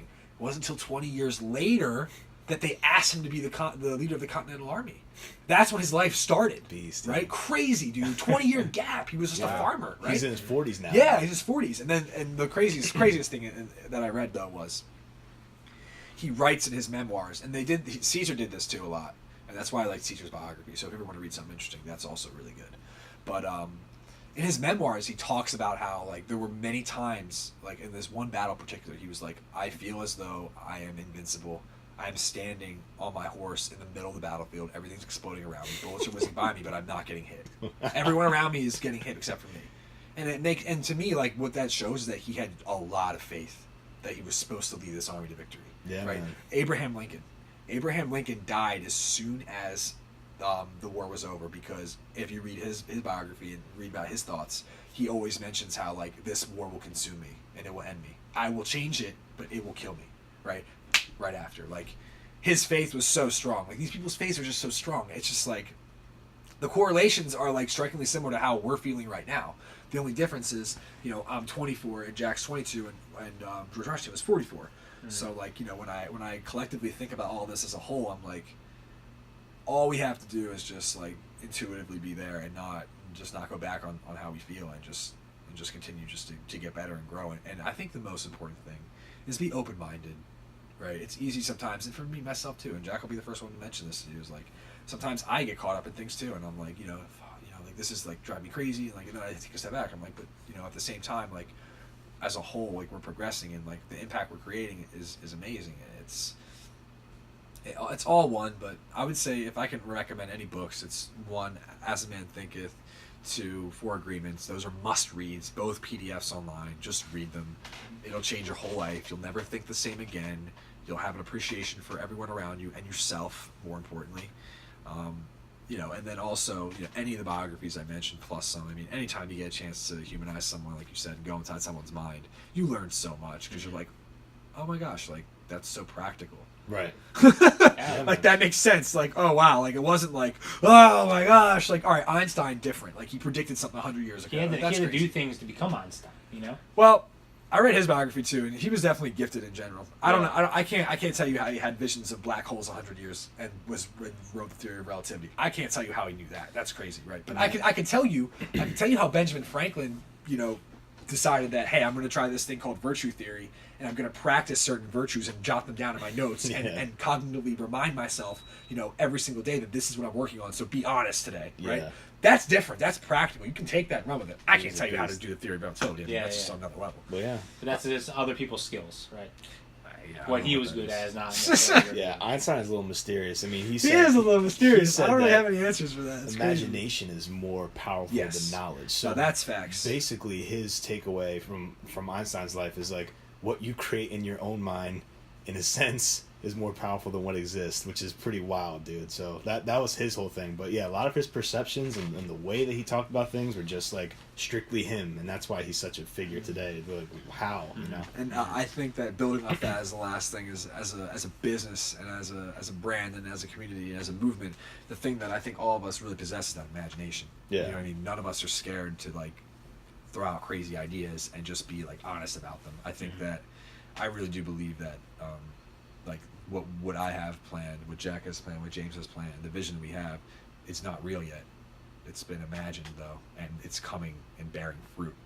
Like where we were a year ago, where we're 2 years ago compared to what's going on now. Like it's happening, and it's like it's pretty awesome. I'm happy, man. Yeah, I think that's a good place to leave off. Did you just? We'll be back, but no, three quick things from each of us. For those who are listening, the advice I'd give to you is that it's stay in contact with the kid you. The kid you is the most powerful thing. Hell yeah. And it's the most organic and it's the most human thing possible. Because when you come out in this world, you're just open. You're open and life is gonna try to close you in and box you in. But the thing is that say F that box, I'm gonna go create this type of thing. just create whatever you feel as though you want to do, and I want to be able to showcase that through my artwork. So if you want to go ahead and check out my artwork, you can go ahead on Instagram at James Adams. That's 3 lowercase i's after that, so James Adams III, and just continue creating and be the best that you can be. Thanks, everybody. If you are currently someone who is sitting in a job that makes you miserable, then just quit it. You don't have to have it all figured out, but the universe does favor the bold. So I can promise you, the second you finally decide to move on and quit that to try and find a fulfilled life, the moment you need that inspiration is going to come to you right after that.